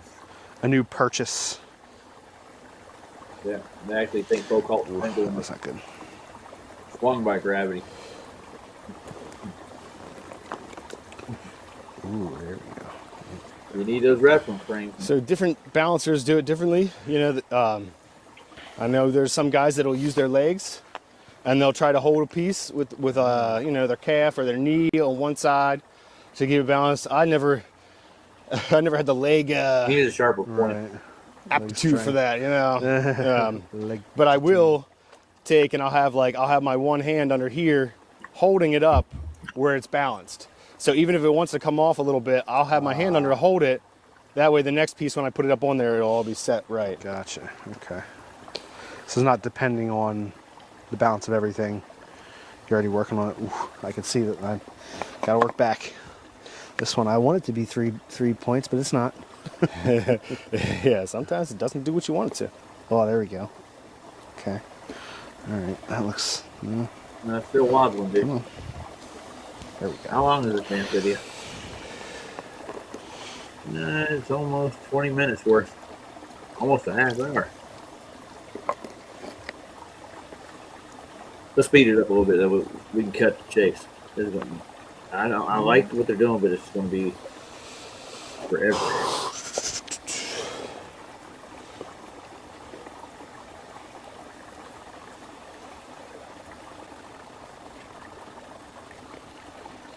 Now they're moving. Look at I'm thinking now like about the 3 points of contact, but sometimes the counterbalance you have to have something counterbalancing back so it sits on So it sits on the third point. so Yeah, it's a little bit weight above right. it. One wants to, it might want to move forward, but if you can get it to sit back on that and then get the weight back, that's kind of cool. one way. Move. Ooh. Wait for it.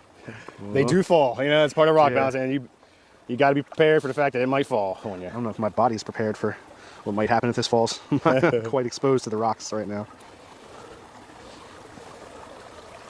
Ooh. Shoot. I'm running into that, like, I've got it balanced to here, but if I let go, it's going to fall. Yeah. I thought I had enough stones. And so it's so frustrating when you get almost there and it almost bounces, but it just won't get right. It just won't sit for you. Sit, boo boo, sit. That one go. Man, I had a good one. Like this one's close. So a lot of times if I find a spot on top that wants to balance, it wants to sit there, then I'll try to move the stone underneath it a little bit Yeah. Oh, right, yeah. to try to readjust the angle. That's why you need those pivot points and the texture. Oh, this one's so That's why close, they but- feel for those. It's very I think flat bounces earthers underneath it believe are these very formations. fragile right now. Flat earthers know they were here. no. Ooh. Oh, come on. And I'm trying to So sometimes you have to set the piece back down, work and backwards. take a little off bit. one or two that are underneath it, Yeah, I think I'm into that and point now. readjust it a little bit. It's kind of nice though, because you can like start to Like a puzzle. figure out how they're gonna work. Yeah. So like, okay, these work together. They just need a little bit of help, you know. Yeah, they just need a little bit of adjustment. Right. You got to do a small one, then a big one. That'd be kind of cool. This is not good. Well, my right foot is numb, so I can't feel. Yeah, it's good now. Come on. See, like I was so close there. Well, I was about to get it, and then it just wouldn't work. I've worked on a piece, 30 minutes before, trying with one rock. It just won't work. And then I put it down, I pick up another piece, and I'm done in like 2 minutes. It sits there. Yeah, your vestibular system, everything about the air pressure and the fluids in your glands. Sometimes you feel it, like you spin them. A lot of times I'll spin the box just a little bit, upright, and then you'll feel it sit down. Perpendicular to the plane you live on. Whoa. Oh, shoot. Come on. It's vertical. The top piece, I have the piece underneath it, which has a little crevice here underneath I'm trying to use as the tripod underneath. I have the ones underneath balanced pretty well now that I have the weight on top. If I move this top rock off here, the whole thing would fall. But so now I'm just looking for very tiny increments that can change the weight down underneath of it and up top. So the camera might not be picking it up, but if there's so much weight on this top piece, if I move it just a little bit, the whole piece underneath wants to fall if I don't keep that weight balance just right. Oh, come on. And I'm going to... So I'm trying to find the spot where when I put the weight on top, it'll lock the whole piece together. Yeah, and I'm kind of at the same spot. I'm like trying to, because I have to get it to like counterbalance enough to sit off. So I guess that's maybe that's not the wisest thing. As soon as it gets this trying to balance, do this piece like where the last piece matters. I mean, I guess that works, but I haven't heard anything about it yet.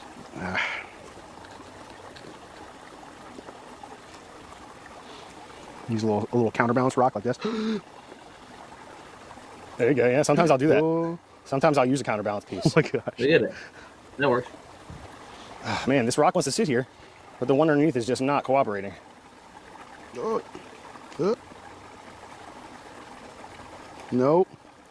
Talking to the rocks. No, don't do it. Just stay where I put the you. rock. Yeah, right. It gets put away, man. I really want this He's to out in go the right woods. here. Talking to So a pile close. of rocks. And then a lot of times, the more you're moving it around, the more the bottom pieces underneath are moving around too, which is messing up your whole balance underneath if you're not careful. Yeah,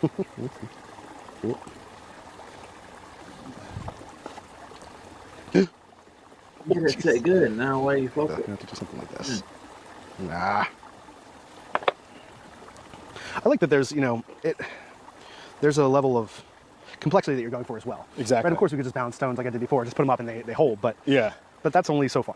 Which is how I started, actually. The first time you come out, you just try to see if you can get some balanced. There you go. This piece is giving me trouble here. Okay. Yep. Be fun, Mike. Okay, I guess that piece didn't want to be in my piece. So part of my issue is I didn't make my bottom pieces as strong as I should have. They're not quite balanced. I mean, they're balanced. Oh, no. Sorry about the mouthful. Dang. Yeah, sometimes practically starting all the way over.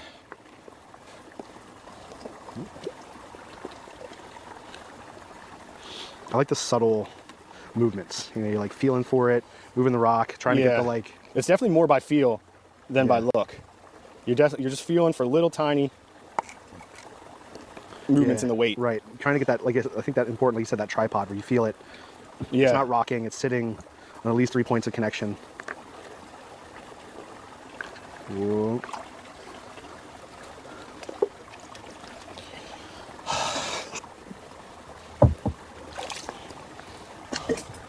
I like this little side balancer.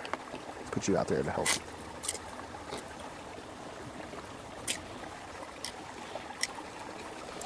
Oh, come on. Here we go. Whoa, man. That's the whole damn thing. Don't you do it. So a lot of times I'll use my fingers kind of holding the bottom of the rock and then moving the top of it, kind of to leverage it, Nice. the bottom in just little tiny movements. Works, doesn't it? Yep. Come on, baby. So close. We're all so close. Get one of these stacked, boys. Can you do it?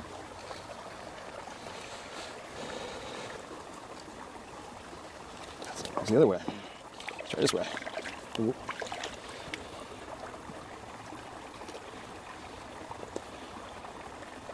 No, stop. Oh boy.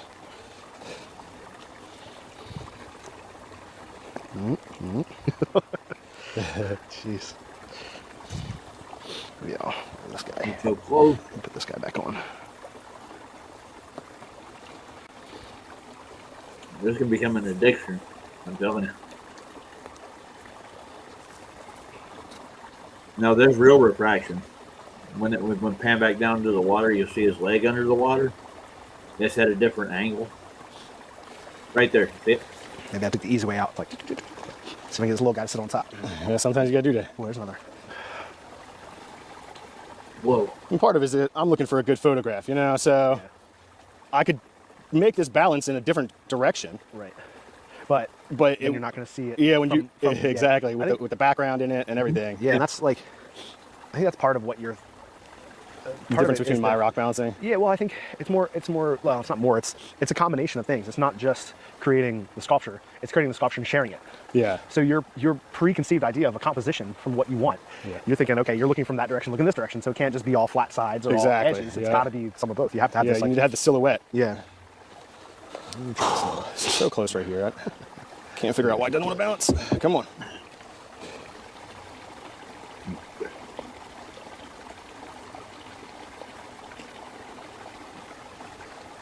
Whoa.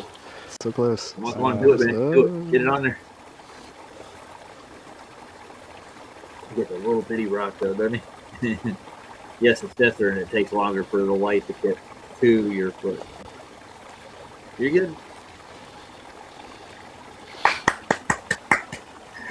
Just gonna get up off of this rock and this whole thing's gonna fall. Come on. Yeah, you will. He's gonna knock it over. Look at his leg. So close to this top piece. I really want him. I'm gonna call it done. Obviously, I have this kind of Awesome. a taper, but I would have liked to use that big one up here and then go small again. It just wasn't working. Like this little guy over here reminds me of like a cave system or something, you know, like moving up and then you got like a little house over here and a little house over here. Oh, I meet the Flintstones. Oh man, Come on. Come on, baby. that's crazy. Yeah, so when close. the water light's passing through the water, it changes the Come angle. on, baby. Light travels like it's like everything else. Shortest path to where you No. What are you doing? I was gonna look for water. like a little like tiny rock. like a third point. Yeah, balancer's secret. Yeah, I don't use glue or anything, but I will See put a if you little can tiny get it. rock in Yeah, I there, you wanna see know, this. to make that third point. I don't like to. and cheat and give him some. Yeah, stones. exactly. There's a couple little teeny pebbles there. I want to get this. I want it. Yeah. I can feel it. It's so close. Like, it. Woo. That's what I mean. The whole thing is. Yeah, it all depends It on. all is that balanced last together, one. yeah. It Ooh. is so close. See, like, there's the balance for it, but I can't. It's. I think you need to get it more perpendicular. It's not up and down right. Where? The big one. Come Straight on. up and down. Come on. I bet you if you I'm gonna get this. break something up a little bit, you That's the can key. do better. That's the key. Is patience. You can't give up. Yeah. Oh, he's getting up. He's getting up. Get away from it, man.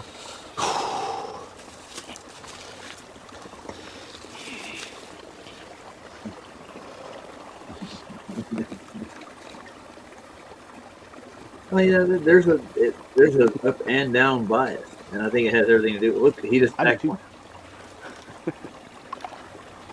Look at that. He's a natural, dude. And over a curve, yeah. There's not enough moisture and air to do that. And the way you'll get out of that is just distortion. You watched that video I watched yesterday, right? No. What was it? The Empty Horizon? That was awesome. Stop. I ain't watched that one in a long time. Oh, here it It comes. shows what happens at the Here she horizon. It had nothing to do with going over no fucking curve.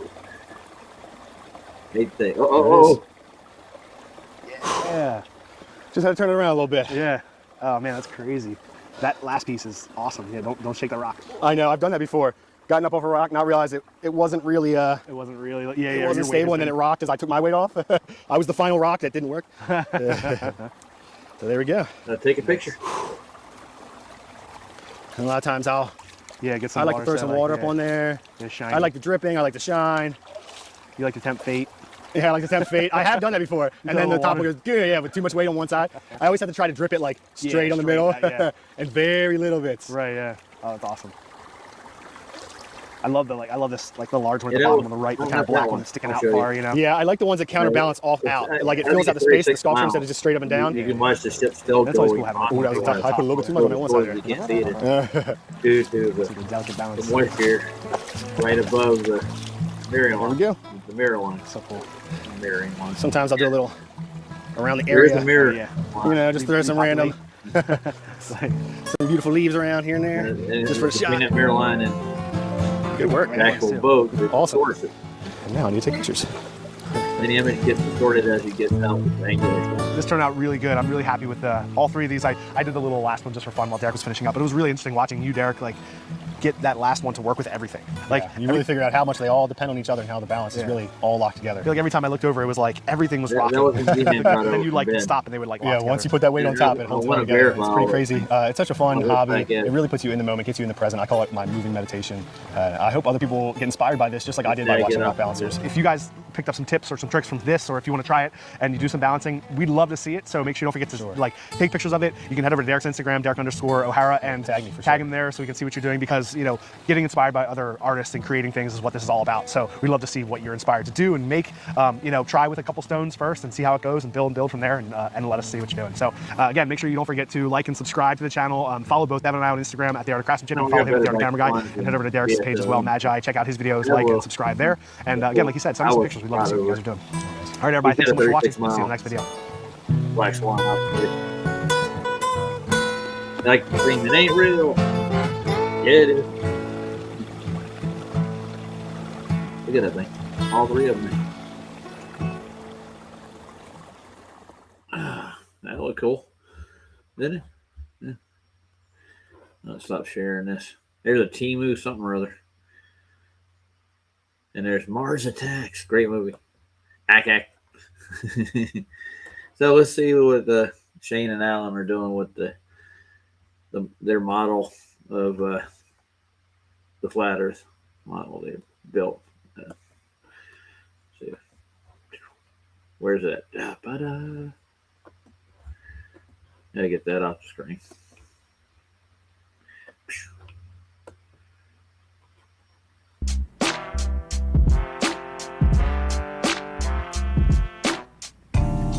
In a world where space and time are intertwined, one man dared to challenge the status quo.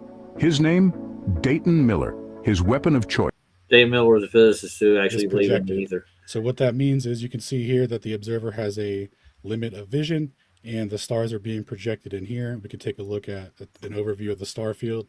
So where the conceptualized true positions would be, let's say, you could have a disk of stars going over top of you, rotating, and then that will produce this effect here that you're seeing within the dome. And what you can do is you could change perspectives here. So Did this he is say the God's dome? eye view perspective.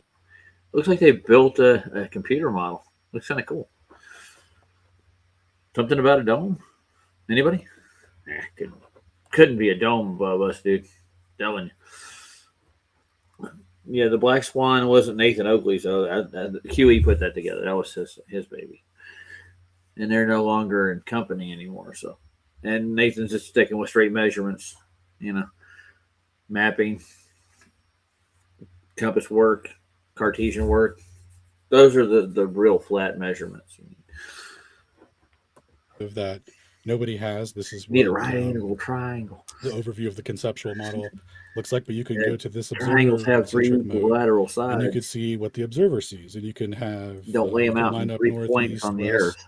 south, Two- all that. 2 points on the And Earth. see exactly what the observer sees relative to their latitude. How you triangulate. The way that this triangulate, is set up, it's positioned Trigonometry's an elevation-wise actual to your thing. monitor. So like the midpoint of your monitor here for this would be, if we go to the 45th latitude, oops. Gleason's would have had a field day And with we modern look up in the technology. middle here, the get middle of your a screen better would be where that model of 45 is. your- So there's all proportional scaling throughout that.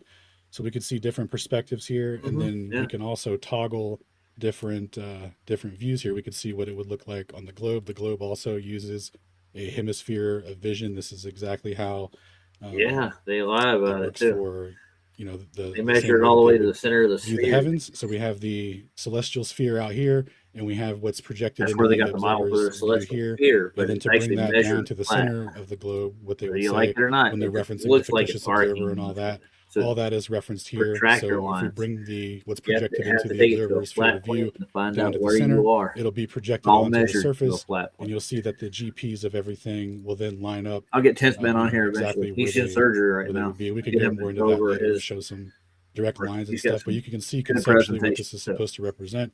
It represents an observer's hemisphere of vision and how the how the stars are perceived to landing move. strips. That's within bunny that. ball. And so we'll keep going here. And what they do is they also place there's 3 other points projections on the here. So sphere, there's the dual pole projection. So here and they we get have the God's spherical eye excess. view of what the observer They'll work out. The would, spherical would excess be is just seeing, from the and then we dude can to go into the the observer line. perspective here. Don't match and up see with what the they're actual saying, radius and of we the see Earth. that It's when much something bigger is than they tracked, say it is. we'll Not get a into globe. 24-hour Just our stuff here in a bit. plane we live on. But when something is Bigger tracked and you pie. change between projections, the azimuth is preserved, so you can see which direction the observer Why are they will throwing be all these facing models into in their it, dude? projection. Like, And the way that looks is all Oh my dependent God. on the projection and the God's eye view of it, which we'll get into a little later. yeah, and you don't use So any projection. conceptual model that we have uses to cut the lat projections long down graticule is size no better or to worse distort than it. any other projection. So like I said, all of these projections are equivalent. It doesn't matter which one you're taking It's your all God's eye monofield view of. plane. Each one of them represents and shows the The correct sphere, direction for which you would be The facing azimuth, and for that everything. double And it's helix looking internally freaking consistent. azimuth, whatever that thing With that, is. that's the point of the projection, and each projection has its own way that it handles azimuth preserving. See, it all goes So back let's to see the here. azimuth, dude. The graticule is an internally consistent and self-referential to a fictitious observer at the center. It is that fictitious observer that binds the 60 nautical miles per degree relationship to the ground 69 positions. And is I think I 60. You illustrated take that your pick. pretty I well think here it's when 60 we bring the star way field to to the get center your way of around the the Earth. We circumference. turn off GPs and we just see what the observer We're would talking about see. the So circumference we'll on the hop in sphere. We're first talking person about mode. So we've read from the Celestial Navigation Manual several times when they talk about, imagine you're at the center of Earth looking up and the stars are on the surface of Earth. So this is what that concept would look like. That's Yeah, how they it's a relate the concept. celestial and terrestrial sphere one-to-one together. that. Okay. You just got to The find its fictitious position at observer the is time. not mutually Find out where exclusive with the Washington conceptual latitude model. you're at. Every such model is ultimately grounded in what a single real observer Get a sees in their better own fix off hemisphere of vision. resource. The graticule is simply Taking an a angle bookkeeping measurement to the stars. That's all. convention That's all. on top of that. So what I mean by that is when we're looking Go in at different the projections here, square so when in we or see this we'll work God's big. eye view here, and we look at where the so-called true positions of the bodies This is are, like a that's neat programmer. referencing, where they once were at a 90 degree and then adding sidereal time to them. I can When keep when Alan. we do that, Spain doesn't really we need to see come here around. that I like Man of Stone. you could Spain. represent There's this as a another disc. You can represent it Jason's as his name on Space Odyssey. a complete The guy- shell.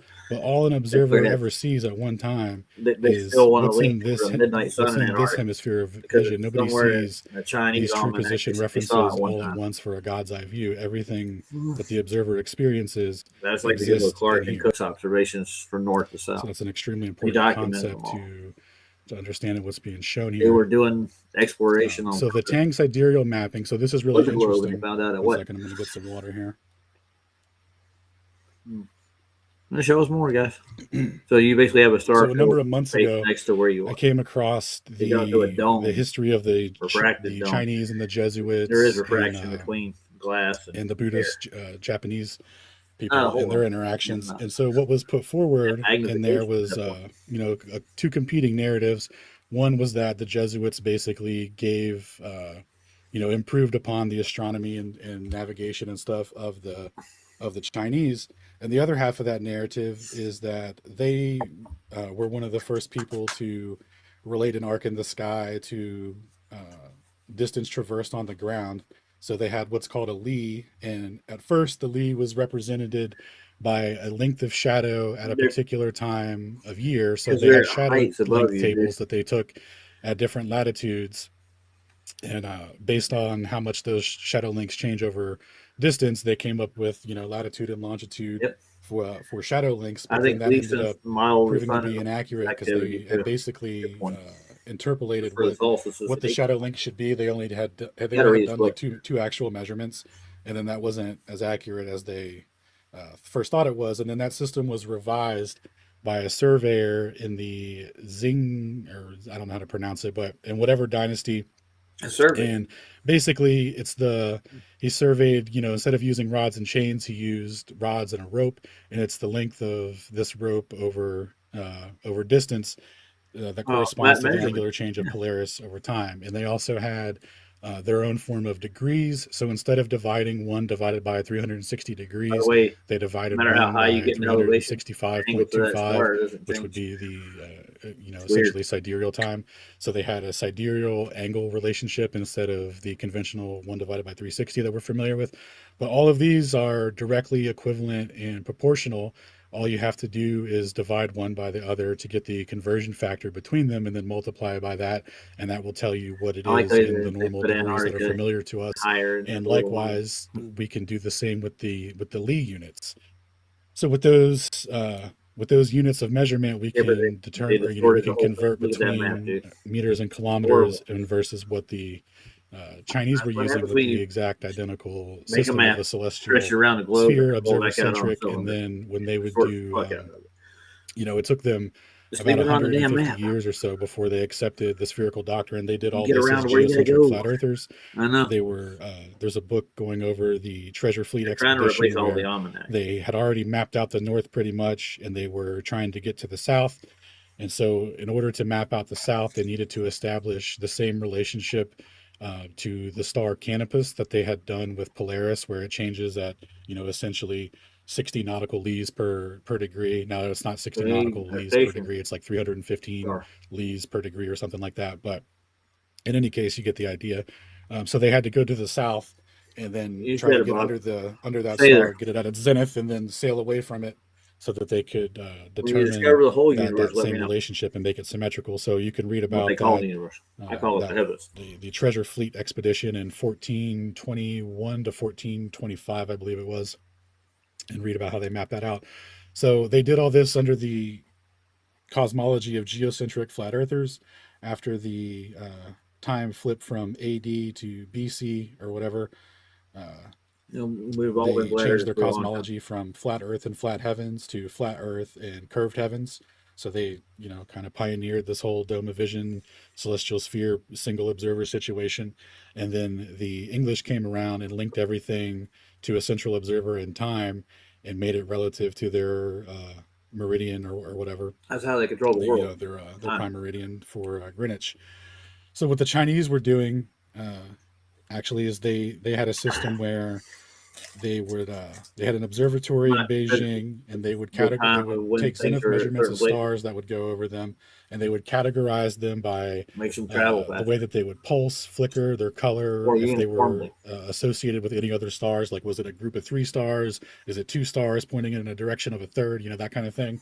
So they would make all these notes about these stars, and then they had, you know, essentially large star catalogs that described it looks like a dome, but what it's these actually stars looked flat. like and when they transited That's the over way you look Beijing. at it. Your eye sees and that then way. when the lads would go out sailing, they had synchronized clocks that they Mitchell could did a use good demonstration through either sand how or water perspective works clocks, and and then they could recalibrate them as needed using shadow links.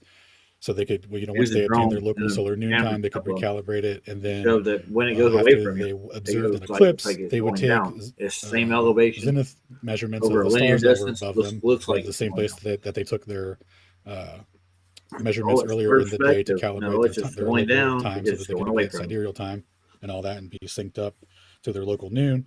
And then so once they had after the eclipse occurred, when the moon starts to reemerge, they would note what star was above them, and then they could multiply that back to where it was in Beijing and get their longitude difference. So they had their own unique method of doing all of that within their own system. It was all internally consistent, and that method was redone in like 2001 Takes a by lot a of math, though. professor and his students. They went to 5 locations and came within You 1 don't degree measure degrees. of You accuracy. measure the angle and they to the suggested star that they with could have even improved it protractor that shows you a by doing degree a couple to of edit other the things motion. and whatnot. So it's a method that works. It's the same exact system that they were using. It's internally consistent, and so Well, the distance it on the happens ground every year. It goes are to all the same anchored platform. to There's certain that stars, system here. So we binary have our stars that own they latitude and longitude that's made up forever. of sidereal Like degrees as well, 17,000 years. and then the Venus will distances are be here. computed in lees, and then we have the They dimensions don't know. for the Tang They really Dynasty. So the Tang Dynasty is when that surveyor They may have done Zing it for a or Z couple or of whatever cycles. did But his, the he things was have working for changed. Like, them. So this would be the dimensions of their celestial sphere. So if we move not the too much. observer to the center here, They make up other shit too. oops, no, we want to go. Oh, we're on the dual pole. 1 second. 1 second. We want to go to. Well, Nathan Oakley is doing something. AE. He's doing probably Premiere. So you can see. We'll turn the stars. I'm going to on get real off quick here so in the we're not next in the way. 10 minutes. All right. So they That's have where it all a Where's height he and at? a radius, Mm. right? Because it's just a circle on the ground. They have a circumference. There's a celestial arc, and that's relating the distance traversed on the ground to the change in angle of Polaris. Yeah, Which is angles. what they, You need a how flat they baseline were, to how get they these were angles relating it. to get a proper And measurement to them. from the celestial theodolite here, let me see. And theodolites are theodolites. There They just put was- different lenses on them so they can see stars versus land. That's all that the only thing that makes it a celestial theodolite. You have to actually level those out over great distances to get an accurate measurement too. It's measured planet. Cool. Okay. All So right. from the celestial That's the angle theodolite, Polaris we the 45. we came up with that Euclidean dot product. Or I'm sorry, yeah, the Euclidean projection using Sure, vector Paul. multiplication. I'm gonna So get just some in basically dot 15 products minutes. of radial vectors to get the Gonna change in go position over wake sky. Rhonda up. You got to work at 5 o'clock. in the Use morning. Haversine using a sphere of radius 1. So basically, Nailed it. just using Haversine with a unit sphere, I gotta work. which when you add up the sum of the interior like noon angles, you tomorrow don't and get do a any closure spherical shift. excess. I'm gonna be sleeping. Excuse me. That's And what's then gonna so we use that same system of how we did it with that I in our streamed thing. for 6 So hours. we have a Haversine way to I worked calculate for distances. 9. So you can do that here by clicking on the compass. Down there. You can click 2 I had an hour points break. on the map. Let me change At this the so most, you can yeah. see the And I babysitted thing for 3 more hours. clearly. Whole day I was doing something. I ain't been really sleep yet. We'll turn off the. Oh, it's been over, Ten dude. And there dimensions. never was a globe. Okay, so we also Created calculate distance through central angle theorem too. So you can see there. what that looks like. It'll always link it to whatever the And they center claim they have the projection best is of the prediction. map. Oops. It'll always link it to whatever the center of the I've map is been there. through So half of them. relating They're the not same really that thing. great. They're all the A lot same of distance. functions. They all have the same central The angle. stars just end up They in the look same different position links on on projections, our but star. the angle is invariant, and that's Sun the and moon. important Same part. thing. So you can see what all these great circles or arc links look Yeah. like on the correct Messianic, projection, but I mean, or, Mason, on the respective Mason's trying to projection, work and with when they're stone too. correctly preserved. They're really good. It's hard to see the line here for this one, but it should be squiggling over But I here. don't belong to that club. And then I don't know what it'll look like for this Look at one. the Yeah, it doesn't donut Earth. display correctly here because this map is actually shorter than the ring around it, so it's kind of Yeah, that's off the thing. retarded. But in any case, there's a triangle. That's what we're looking at for distances and whatnot. And you could also come down here There's with a your meridian. distance calculator, But enter come on. 2 lat long coordinates, and it'll calculate the distance they're straight. using that Euclidean projection, vector Well, they can. multiplication, and also central angle theorem. So you could see You do need to use a what that compass to is. get And them. central angle theorem just takes the arc length here in Lees and then You don't need multiplies an that arc. by the radius value in Lees that we have, and that gives That's you the the problem distance with over that spherical arc crap. length. So all equivalent there. And then so, yeah, I think that was the big Not a triangle. end of it there. So the relationship between how distances are defined are, when it's part of That's the what they coordinate do with the system globe. itself, it's internally consistent. So having this distance be, 23,208 Lees isn't any different than having it be 700 or 7,237 kilometers. Because all we did to get the kilometers is divide our circumference by Earth's circumference, and that ratio is a multiplier that you use to multiply by our distance value here that we would get, and then that will output the conversion to kilometers. And so it's internally consistent in that way. It's not Also, it's not unique to a globe. This is observer hemisphere of vision, basically what it is. And now when you merge the two hemispheres together and then link it in time to the fictitious observer, you can make this symmetrical coordinate system here all nice and neat and look very globular and whatnot. And that's the benefit of this. He's on the plane. All the coordinate system is when it's all standardized and linked together and everyone's using the same one. Well, then everyone agrees on what a meter is, and that's exactly what. Go if you want to watch the rest. The board of longitude and how they put these. What was the other? The board of weights and measurements and all that stuff. That's what the purpose of that was. It was all to. I think Brian's bring everything together so that every country would have their own, or not their own, would have a unified unit of measurement to use, because apparently every civilization or country was doing their own relationship on how to define a distance to the. Well, guys, I'm going to say good night to everybody. I just wanted to see what they were doing on Space Audits. I thought they had some something new, but they believe they made a program to put together models with azimuths. So. That was nice to see you guys. How many are in here? I have no idea. I saw that Dr. Bob came in just recently. And we had Chelsea was in, Ryan, and CB. And I don't see anybody else in the chats. And Juno. Yeah, that's right. Jim's probably asleep right now. Hopefully I have some more observations so I can watch them so Mikey can go watch Jim Anus. I thought we'd look at rocks. Those rocks are freaking cool. I like them. Yeah, I was getting too tired to stay up any longer. And Space Audits, good guys. Except they have some far-stretched ideas. If they believe their own thing, you don't need to believe anything. You just take it for what it is. When you look at it. Now, to see where it came from, that's a belief. That's my belief. I believe God made it all.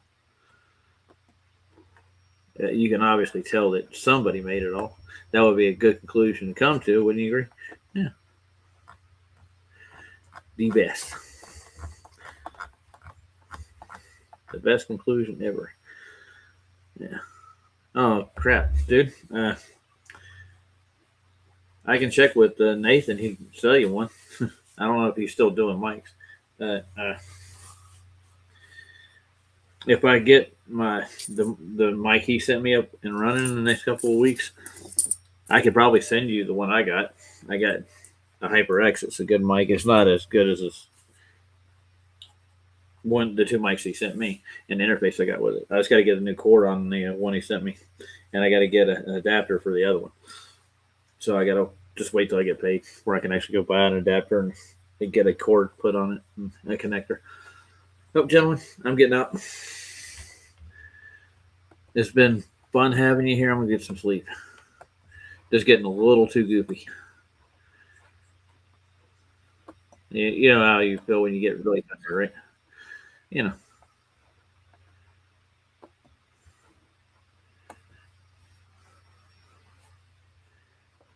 I'm looking for a decent song. I'm sure I have one somewhere.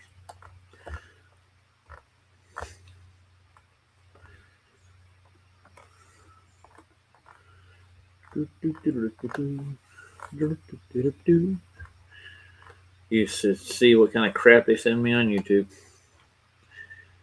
Somebody's built a magnetic hoverboard. Oh God.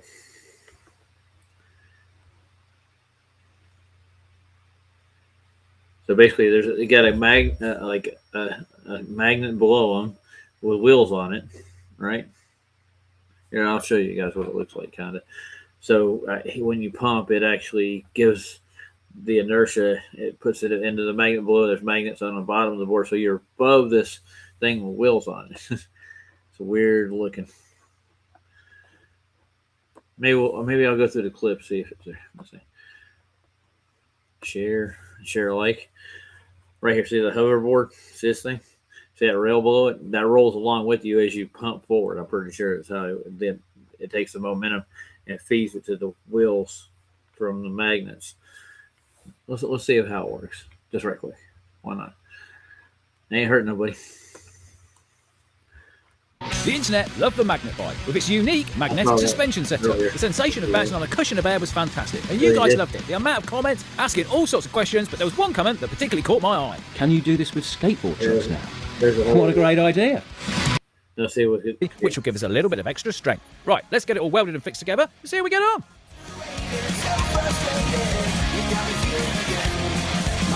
Oh, look at it. It's a double-decker skateboard, Colin.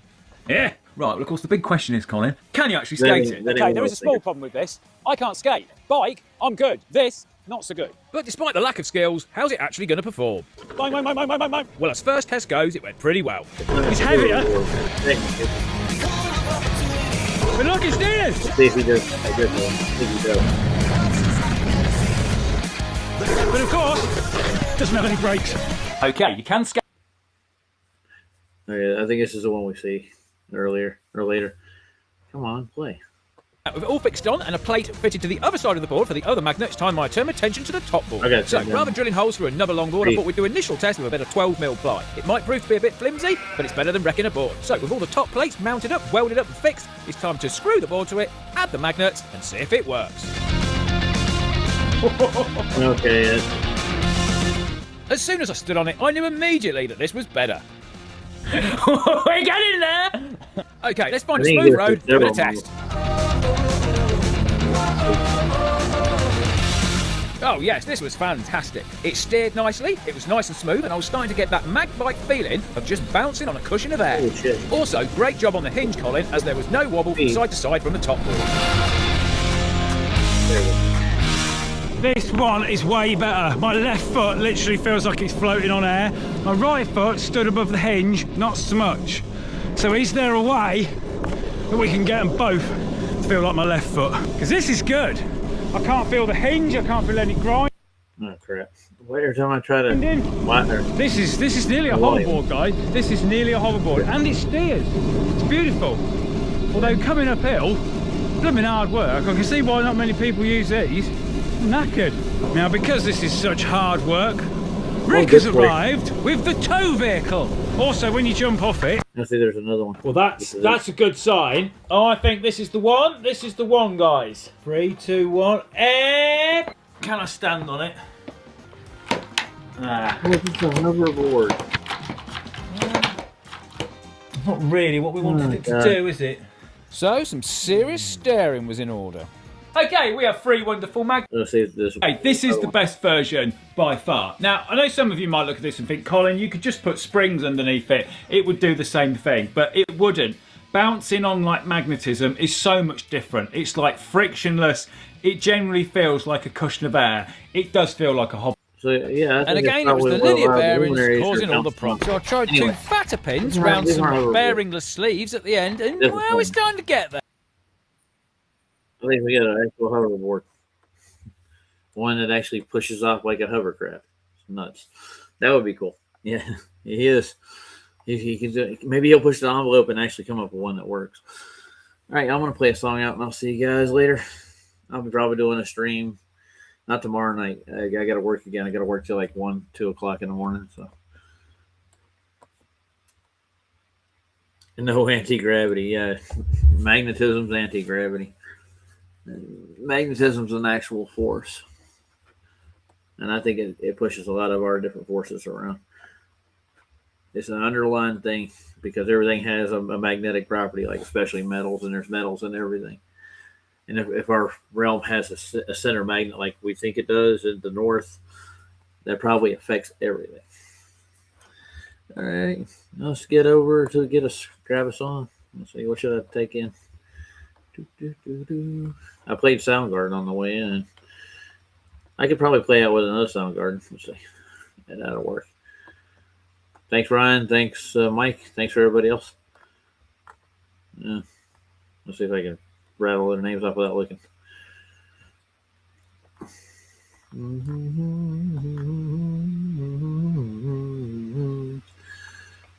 day I tried to live. That's a good song. The Closet.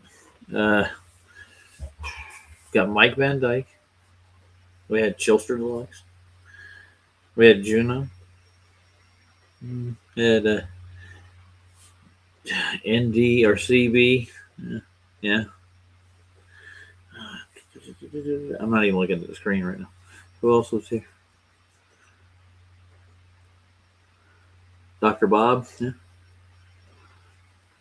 And whoever else is why. I don't know how many people were in there.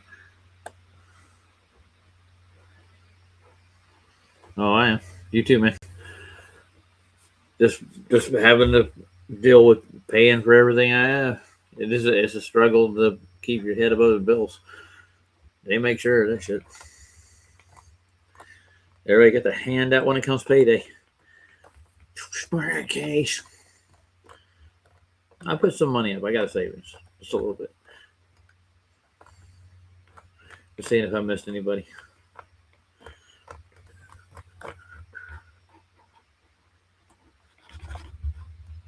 Malfunctions. I don't think I missed anybody else.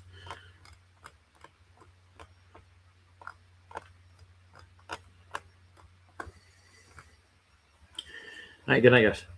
And we'll Soundgarden for you.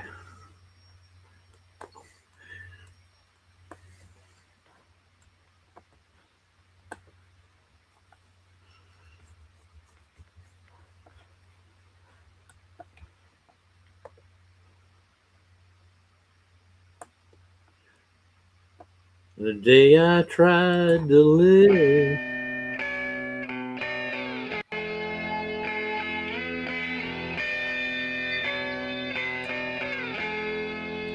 Mr. Michael.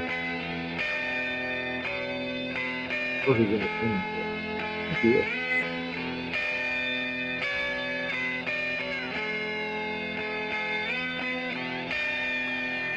I think this is our super unknown actually.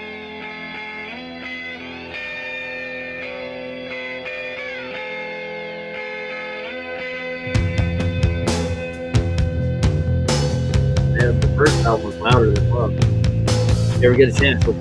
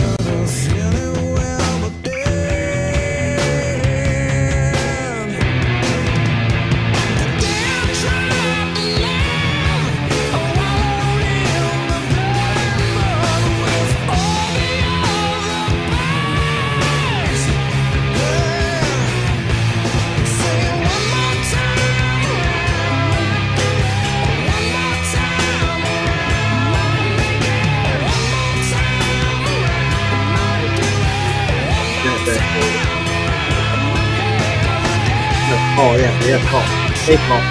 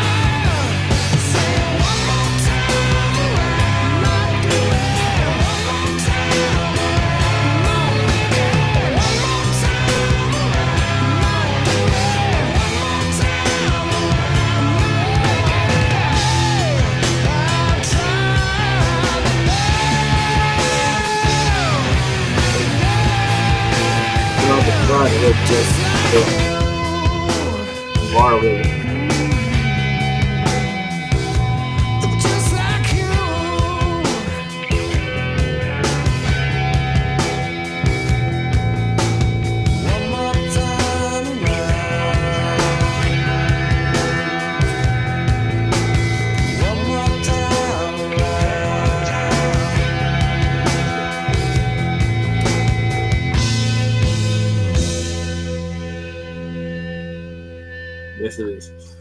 All right, boys, I'm out.